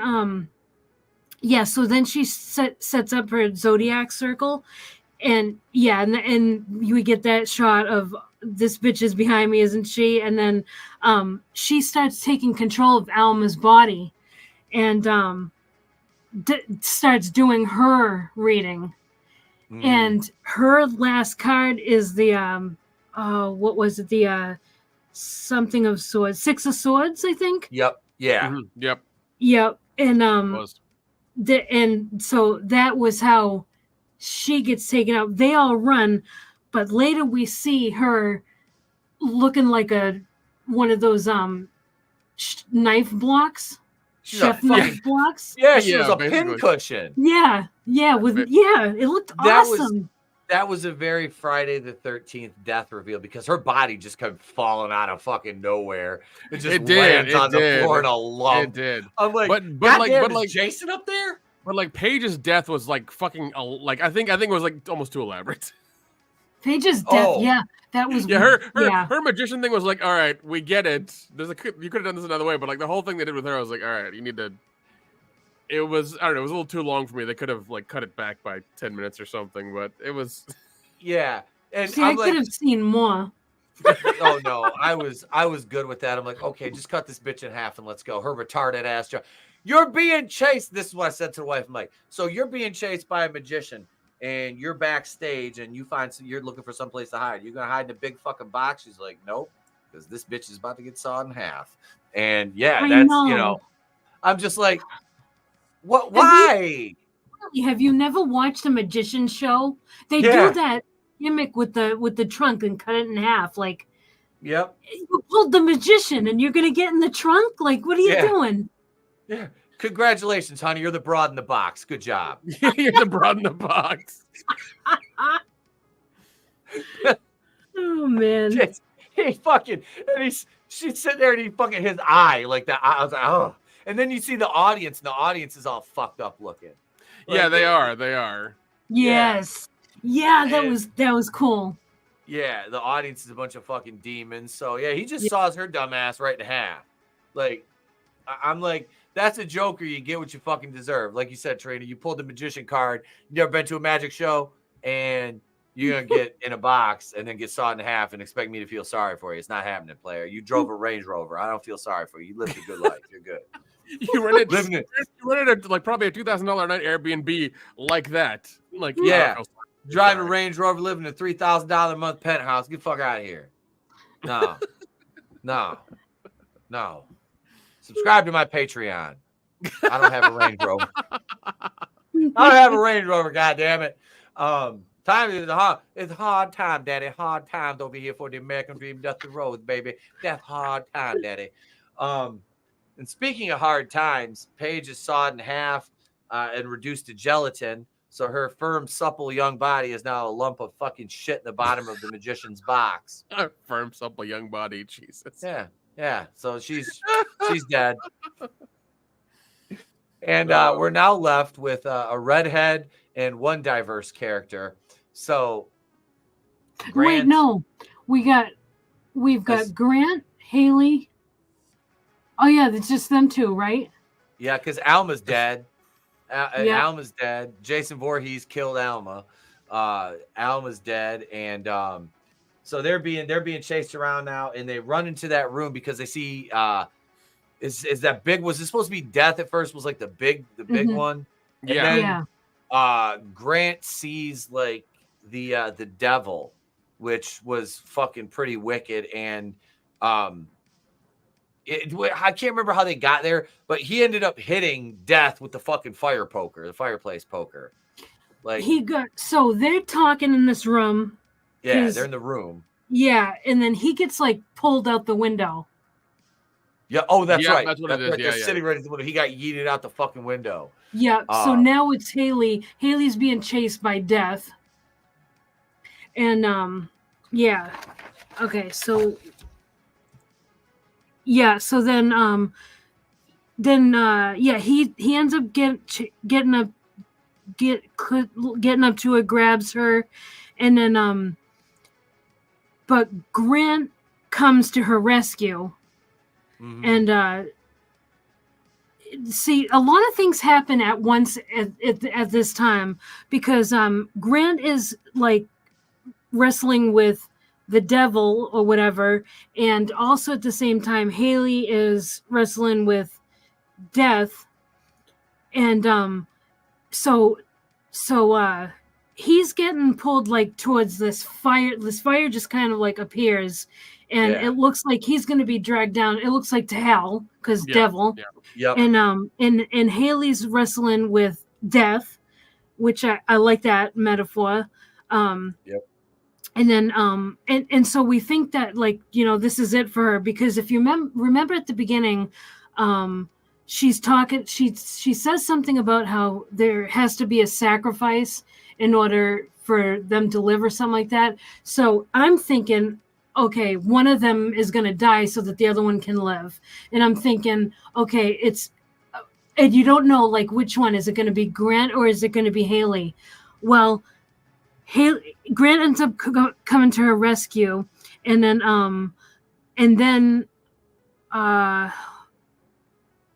Haley starts reading the astrologer's cards, because she gets the idea that, well, maybe if I read her, if I do her reading, it will reverse the curse, because then, you know, her last card will be her fate. So she starts doing it, and then as the astrologist ends up with the last card as Death, and the astrologer gets engulfed in like those like this shadow thing, and the runes on the floor light up, and this whole scene is really cool. And then it's over for her. The astrologer's gone at that point, and both Grant and Haley are alive, which I did not see coming. No, I thought for sure one of them was going to get, you know, when Grant went out the window, it was just like, yeet, no yeet, yeet, no yeet. Sorry. he's there and he's gone. It's like, yeet, what the fuck? Like, but they had a lot of that in this movie. Like, Alma got like yanked to the back of the room. Madeline, when she got hung, got yanked straight up. You know, Grant, there was a lot of that in this, with that effect anyway. They're like, we've got this slide effect we can use with the characters. They must have that wire rig. It's like, all right, we're in it for the whole show. We got to use it somehow. We got to get our money somehow. Yeah, we don't just want to use this once. Let's use this shit like 3 times. Yeah, it's here. It's here in Serbia. We can't transport it back until we're done. We might as well use the shit out of it. Oh God, the Serbians are like, this is what we use to lure human. Never mind. Jeez. This is how we catch them and pull them into Wayfair cabinets. Oh my God. Hi, monetization. Bye, monetization. So yeah, it was a cool scene though, when she's like engulfed in that, and you can see she's hanging on, and Haley's telling her, you know, you have to let go, and you get the more flashback sequences of her and the daughter, and they've kind of like reunited in her memory. I think, it's that's that. They're gone, and they get to walk away, and they're Don't they? Is that the point? Is that they're walking out? Yeah. But they're walking out, and then a car comes towards them, and Yes. guess who it is? It's Paxton. Paxton survived. Everybody, our Paxton is alive. Fear not, folks. The guy, Peter Parker's guy in the chair, lived. So yeah, we had 3 survivors Yeah. in that. we did. We had 3 survivors. Way more than we should have. There should have been like 1 or 2. There should have only been 1 survivor, I think. Yeah, Well, a true horror movie, none of them should have survived. But yeah, That's all. Haley and Grant walk out, and so Paxton shows up in that awesome car. Like, these cars, right? Like, how are they getting these cars? Yeah, what is that? Is that like a Challenger or something? It's really nice looking. Yeah, look. Yeah, I think it was a Challenger. Like, yeah, here he is right here when he shows up. And I can't. No, I thought at first I was looking at. I need to get a shot of the fucking front. It looks like an old Jaguar. Stop moving so fast. It might be. It might be a Jag, but yeah. He shows up. Oh no! It's an old school Cadillac or Buick. Oh, or it's a something. caddy. Okay, Yeah. all right, all right. But yeah, so he shows up and he's gonna take him. He's gonna take him back to. They're going back to civilization, and this is where they go to the credits at the end, and then they cut back and they're like, "How did you survive?" Mm-hmm. Oh yeah, the doors. I called my roommate Todd, and he showed up. The thing just disappeared. Like. And I love that he's late. Hang on. Let me get to the shot. I'll show you the fucking shot because he's fucking just late. Which doesn't make well. I guess it kind of does make sense. Maybe I don't know. Yeah, I don't really know. I don't really know how that, because the only way the fool could have just disappeared was if she can be embodying multiple cards at once. Like, so if she can be the fool and also death and also the devil all at the same time, I don't really know how that works, because that would be the only way that he could survive, because then it would make sense that when she did the astrologist reading and then that took her out, then the fool would have disappeared as well, because that curse is gone. Yeah, but that doesn't really doesn't work. The timing doesn't work. Yeah. Well, I mean, also, like, I guess because his roommate was not involved in the tarot reading, that's why he was able to come in and like dissipate the creature. Because whenever they were on the bridge and they saw the whatever creature was, hanging the girl. I guess the hangman. I guess it did dissipate with them because they're all involved in the curse. So therefore, I guess that's kind of the rule. I don't know. Yeah, like, I'm not really sure about the rules in this movie, how it works with, because like I can't remember who, maybe it was Ariel that said here it is. Their fate is already determined by the cards. Just because she read the cards against the baddie wouldn't deny that would happen to them, right? Because like at the beginning, like the curse had nothing to do with the card's fate. Like what you pull for your reading is fate, right? Like they made it a point that you can't change fate. So this is a little bit of a plot hole. Like, are we to assume that at some point they do all meet their fates the way that the cards were read? Like, so is Grant going to go to hell? Yeah. I mean, right? Like, this is a little bit of a plot hole. Yeah, they played fast and loose with the kind of the rules. Yeah. But no, so Todd saved Paxton. Paxton survived, ladies and gentlemen. He survived. Grant survived, and Haley survived. Yeah, 3 survivors in a horror movie, which also, remember Nightmare on Elm Street 3? We had Kincaid and Joey and what's her name? Was it Heather Langenkamp's character died? What was it? Was it Patricia Arquette? Yeah, that's what it was. She survived that one. So yeah, those 3, and then Joey and Kincaid died right in the beginning of part 4. Yeah, but also like that's a part 3. That's you're gonna have overlap and that's gonna be fine. For this to be a first one, and like I understand why Paxton lived, because like this, if you remember the movie Stay Alive from 2006, also PG-13 horror, but basically like they kind of copied this, because Stay Alive was like, oh, there's this new video game out that we all shouldn't play, but we got the hacked version of it, and as they play it and as they die in the video game, they died the same way in real life. Okay, so. They kind of took that story and made it into like this 2024 movie, because I watched this and I was like, this reminds me exactly of Stay Alive, because at the time, Frankie Muniz was the big hit in 2006 because he was getting off of Malcolm in the Middle and stuff. And the same thing happened to him where you thought he died, but then he didn't. And they kind of had like that subverting expectations and things like that too. So yeah, if you want to, like, I would definitely recommend watching Stay Alive after this, and you'll be like, oh. This is the same. Okay. All right. But that was the movie. That was the movie. I didn't hate it.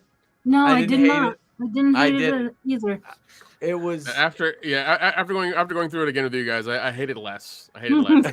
It is. I love how it's marked here on Google. It's horror comedy. I'm like, I could see that. Yep. Oh, definitely horror comedy. Yeah. Yeah, I mean, I wonder if there's going to be a part 2. If there's not, if there is or there isn't, I'm not going to be mad at it. This was pretty good for what it was.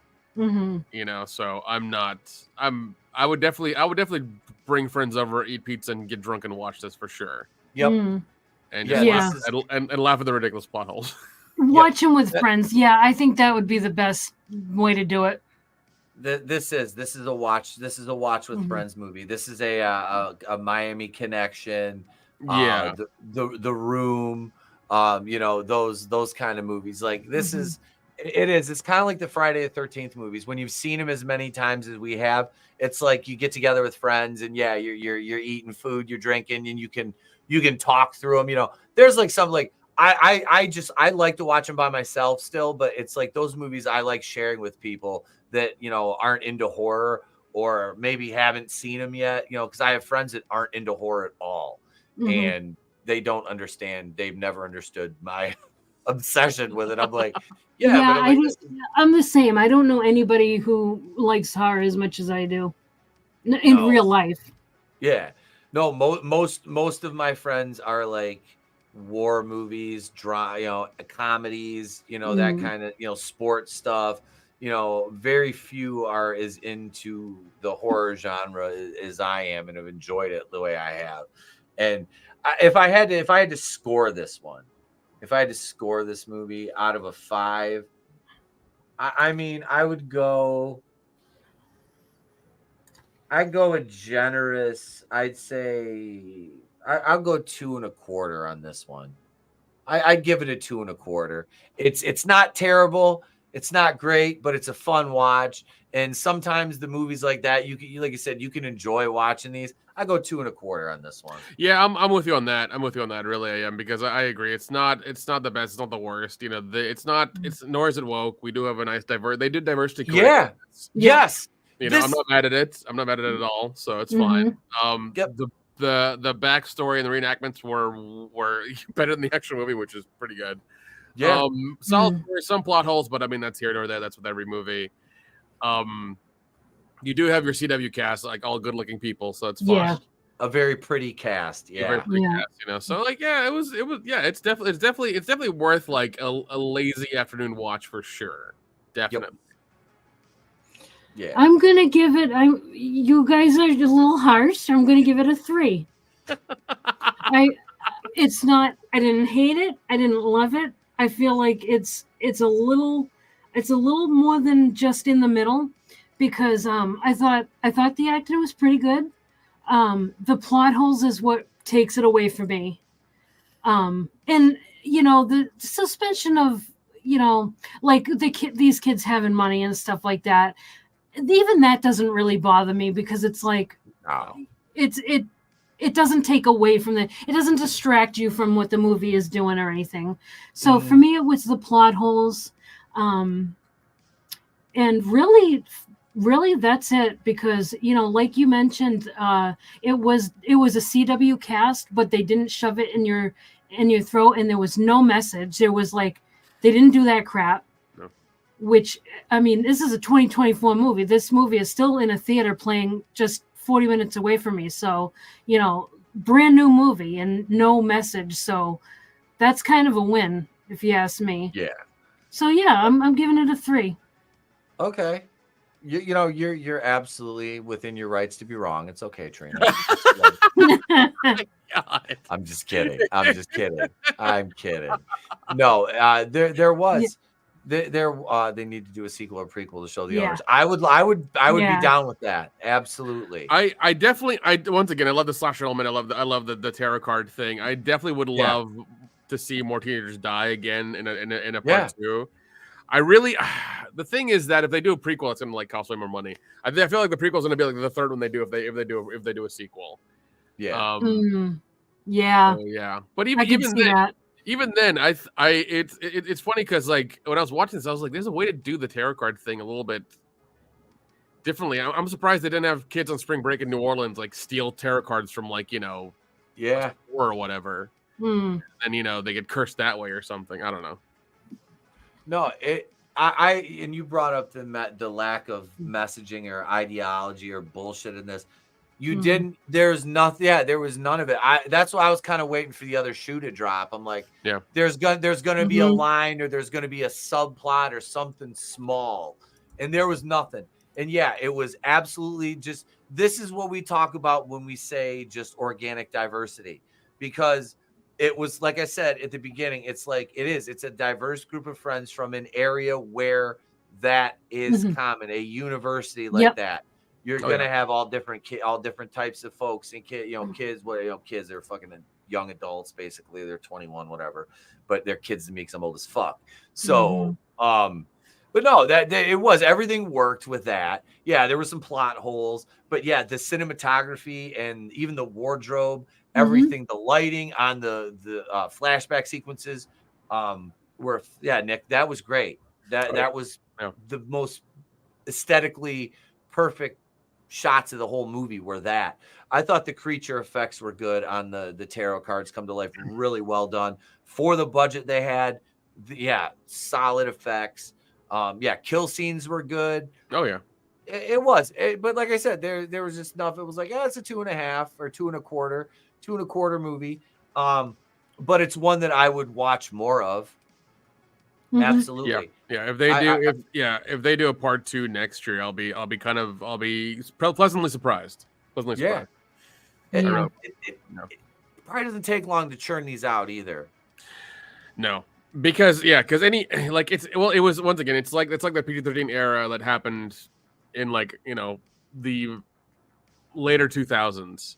It happened when Platinum Dunes, Michael Bay's company, bought Texas Chainsaw Massacre and Carrie and they did Prom Night and things like that. Friday 13th, and then they were going to do PG-13 remakes of them for under $10 million with just a bunch of memorabilia scenes that people will really recognize in there. That's what they did, and that's how they made a lot of money very quickly. Yeah. But at least this is not that. It is an original idea. Yeah, it's PG-13. It's fine, but I think it definitely has a good structure to it. It does need a little bit more oomph if they do a part 2. I will need more. I will need the R for part 2. I'm definitely need the R for part 2. Yeah. You need to up the ante if you want to bring people back and give them another take on this. And I'm definitely gonna need some side boob, at least some side boob. Yeah, I was kind of the one chick, Madeline. She was like Latina or whatever. I was like, man, she's the finest one out of all of them. I was hoping we were gonna get some shit. I'm gonna give me one gratuitous sex scene with her and old Vanilla Paste boy there. At least give me some tits or something in this. I didn't get this PG-13. Bring her. We could get ghost tits from her in the next one. I don't know. Ghost tits, bookmark it right there, folks. You heard it here first. Ghost tits, Tarot 2. Tarot 2, ghost tits, right there. There's your subtitle. That's the movie we need to make. Ghost tits. All right, I think we think have peaked. Yeah, that's it. We've hit ghost tits. That's we can't. Oh my God. Lizzo in the next one. No, Vinny. No. No, we want actually. They want to actually make more money. They don't want to lose money. You know? Well, it's not that. Well, it is because they don't have the budget to go that many tarot cards. And it's never mind. It's a big circle. It's like hands across America. They will not be able to afford Crafty for her. Okay, it's not possible. Wait, but would they call it Tarot 2 or another item from the basement?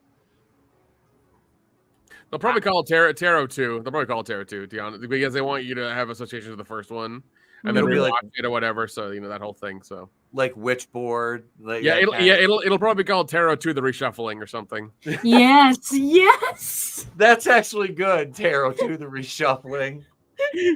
If they use that title, I will be pissed off and happy at the same time and laugh. They're like, "Oh, they did it! Holy fuck! They actually got balls and did it!" Crazy son of a dude, bitch! You got a clip where Nick said that, so that in case they do name it that, we have that ready to go. That was 152.30. 152.30. Tarot 2: The Reshuffling. If that actually comes out and it's called that, I'm gonna be once again just pissed off and happy that they actually used that title. I need to write. We need to write a script for that. Just throw something together over the weekend, and oh my God, and pitch that. Be like, here, we got. You did Tarot 1, but you know about Tarot 2. What's Tarot 2? The Reshuffling. They're like, here, just check this out. You're gonna love it. It sounds like one of those movies that just ends up right on Tubi. Yep. Yes. I mean, and we're like, where can we watch that? And Tommy's like, it's on Tubi. Yes, dude. If you're a horror fan, you gotta know Tubi. 100%. They have a plethora of indie horror on there. God, it's wonderful. Tommy is the reason why I even know about Tubi. Yep. I frequent their catalog quite a bit. They even make their own horror movies now. Like they have Tubi originals, Tubi exclusives, and things like that. So those aren't bad either. Those are actually pretty good. I'm not mad at those. They're actually really good. Yeah. Nice. They're original horror ideas, good, bad. They're original ideas, and you know what? You fucking do you. If you got the guts to put your art out there in the world like that, then fucking A, just do it. Because just know that movies like The Legend of Bloody Jack actually exist. And I bring that movie up all the time, and there's very few people that have ever seen that. I rented that movie probably about 16 years ago based on the DVD cover. And I was like, no, it was longer than that, dude. It was... No, we're talking. It was about because me and the wife had just gotten together. We were dating, and I rented it, and I'm like, "Hey, let's watch this. It's like a sci-fi quality horror movie." I rented from Family Video, and that was what I was telling you, Nick. These motherfuckers are like out in the woods in the middle. I got a flashlight here somewhere because I want to do this. They're like out in the middle of the fucking woods, and in the middle of the day, and I don't have it. I just got my knife. I'll use that, and they're like, "Oh my God." And it's daylight, and they're like trying to act like it's dark, and I'm like, "Bless your hearts, this is probably your first acting gig, most of you." Like, it was, and the blood effects, like I could do the blood effects that they did like then better in Filmora that I use to edit my videos and do all the effects and shit. And like, it was so bad. There was and there was another one called The Pumpkin Carver that I watched because one of the girls from WWE that was in Playboy was in it. One of the chicks that came in the Diva Search. And I watched this movie and I was just like, oh my God, this is so terrible, but I can't stop watching it. I think there were tits in it. That's why there were tits for sure. Yeah. You got to kind of, be wary with the Tubi stuff. It's, Yeah. But yeah, I gotta find the Legend of Bloody Jack, and we're gonna watch that. 100%. It's there's an anthology one that are on there. Actually, just did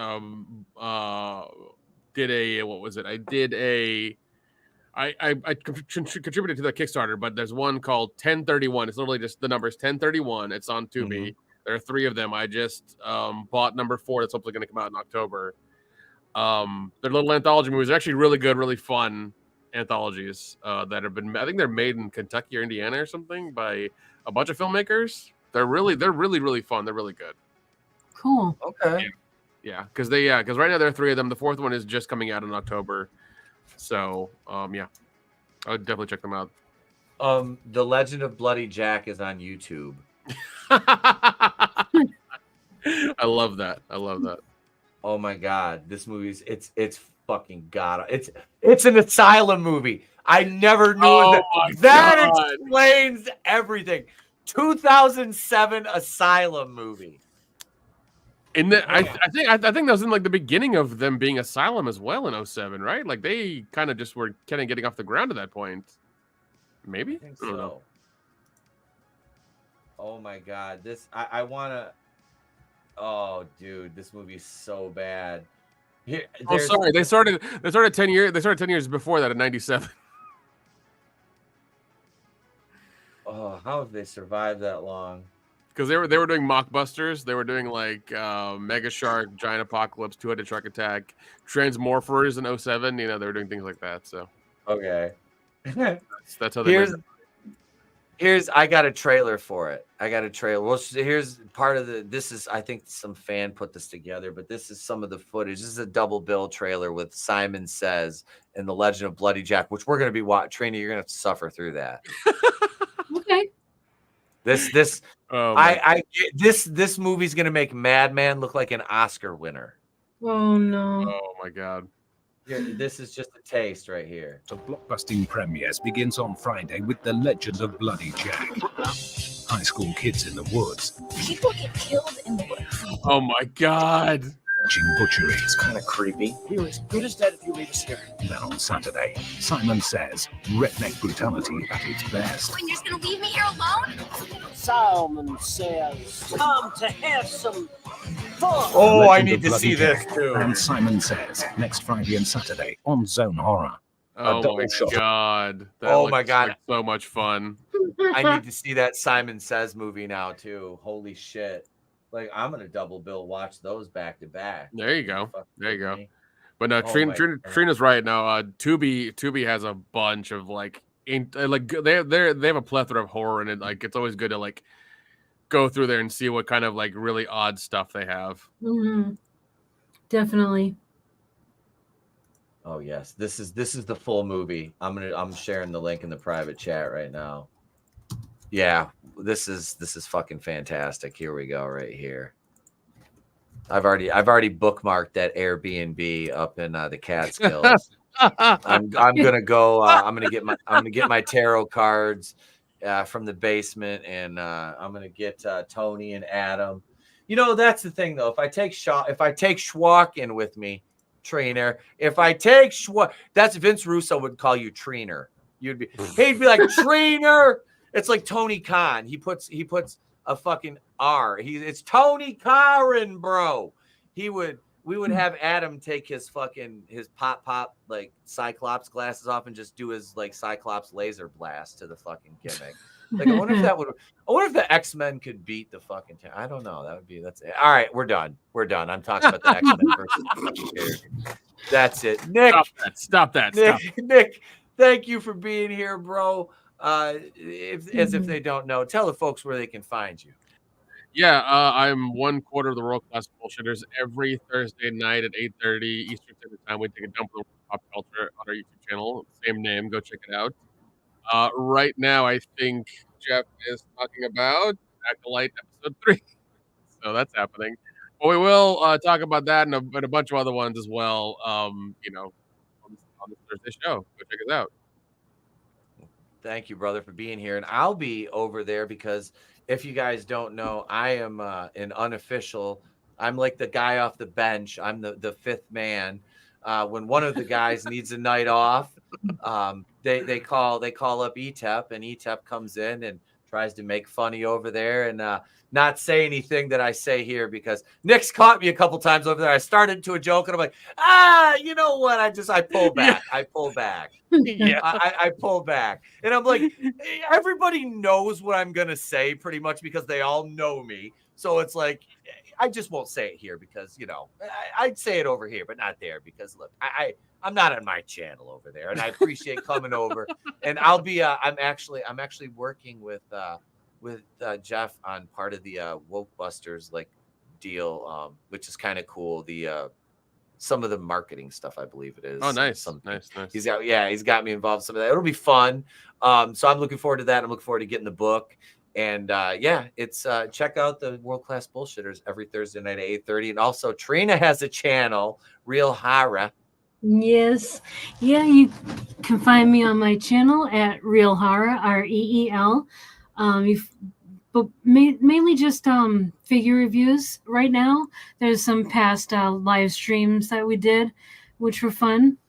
And I am usually on Tommy and the Guinea Pig Collective's channel Thursdays at 8:30 for Collectible Past. We have a lot of fun talking about NECA figures and Super 7 reaction, all kinds of different collectible past. It pretty much says it all. That's all I can think of at the moment. But yeah, this was a lot of fun, you guys. And thank you all for tuning in to watch us. Thank you, anybody who watches on the replay. We appreciate that. And I hope you all have a great night. Thank you, everybody. And be sure to tune in Saturday, possibly Saturday morning. Trina's going to be here with me at 11 Eastern to cover WWE Clash at the Castle. It'll be Trina's first wrestling pay-per-view stream. She is so excited. She's going to be running the show with CJP while I'm out on my boat drinking beer. So I'll see you guys then. I won't.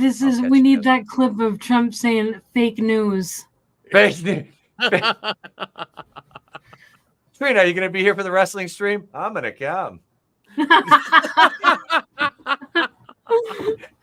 Thank you, everybody. Have a great night. We'll catch you guys on the next one. Stay tuned for my Raw review coming up this week. Channel members will get that first. Love you guys. Have a good night.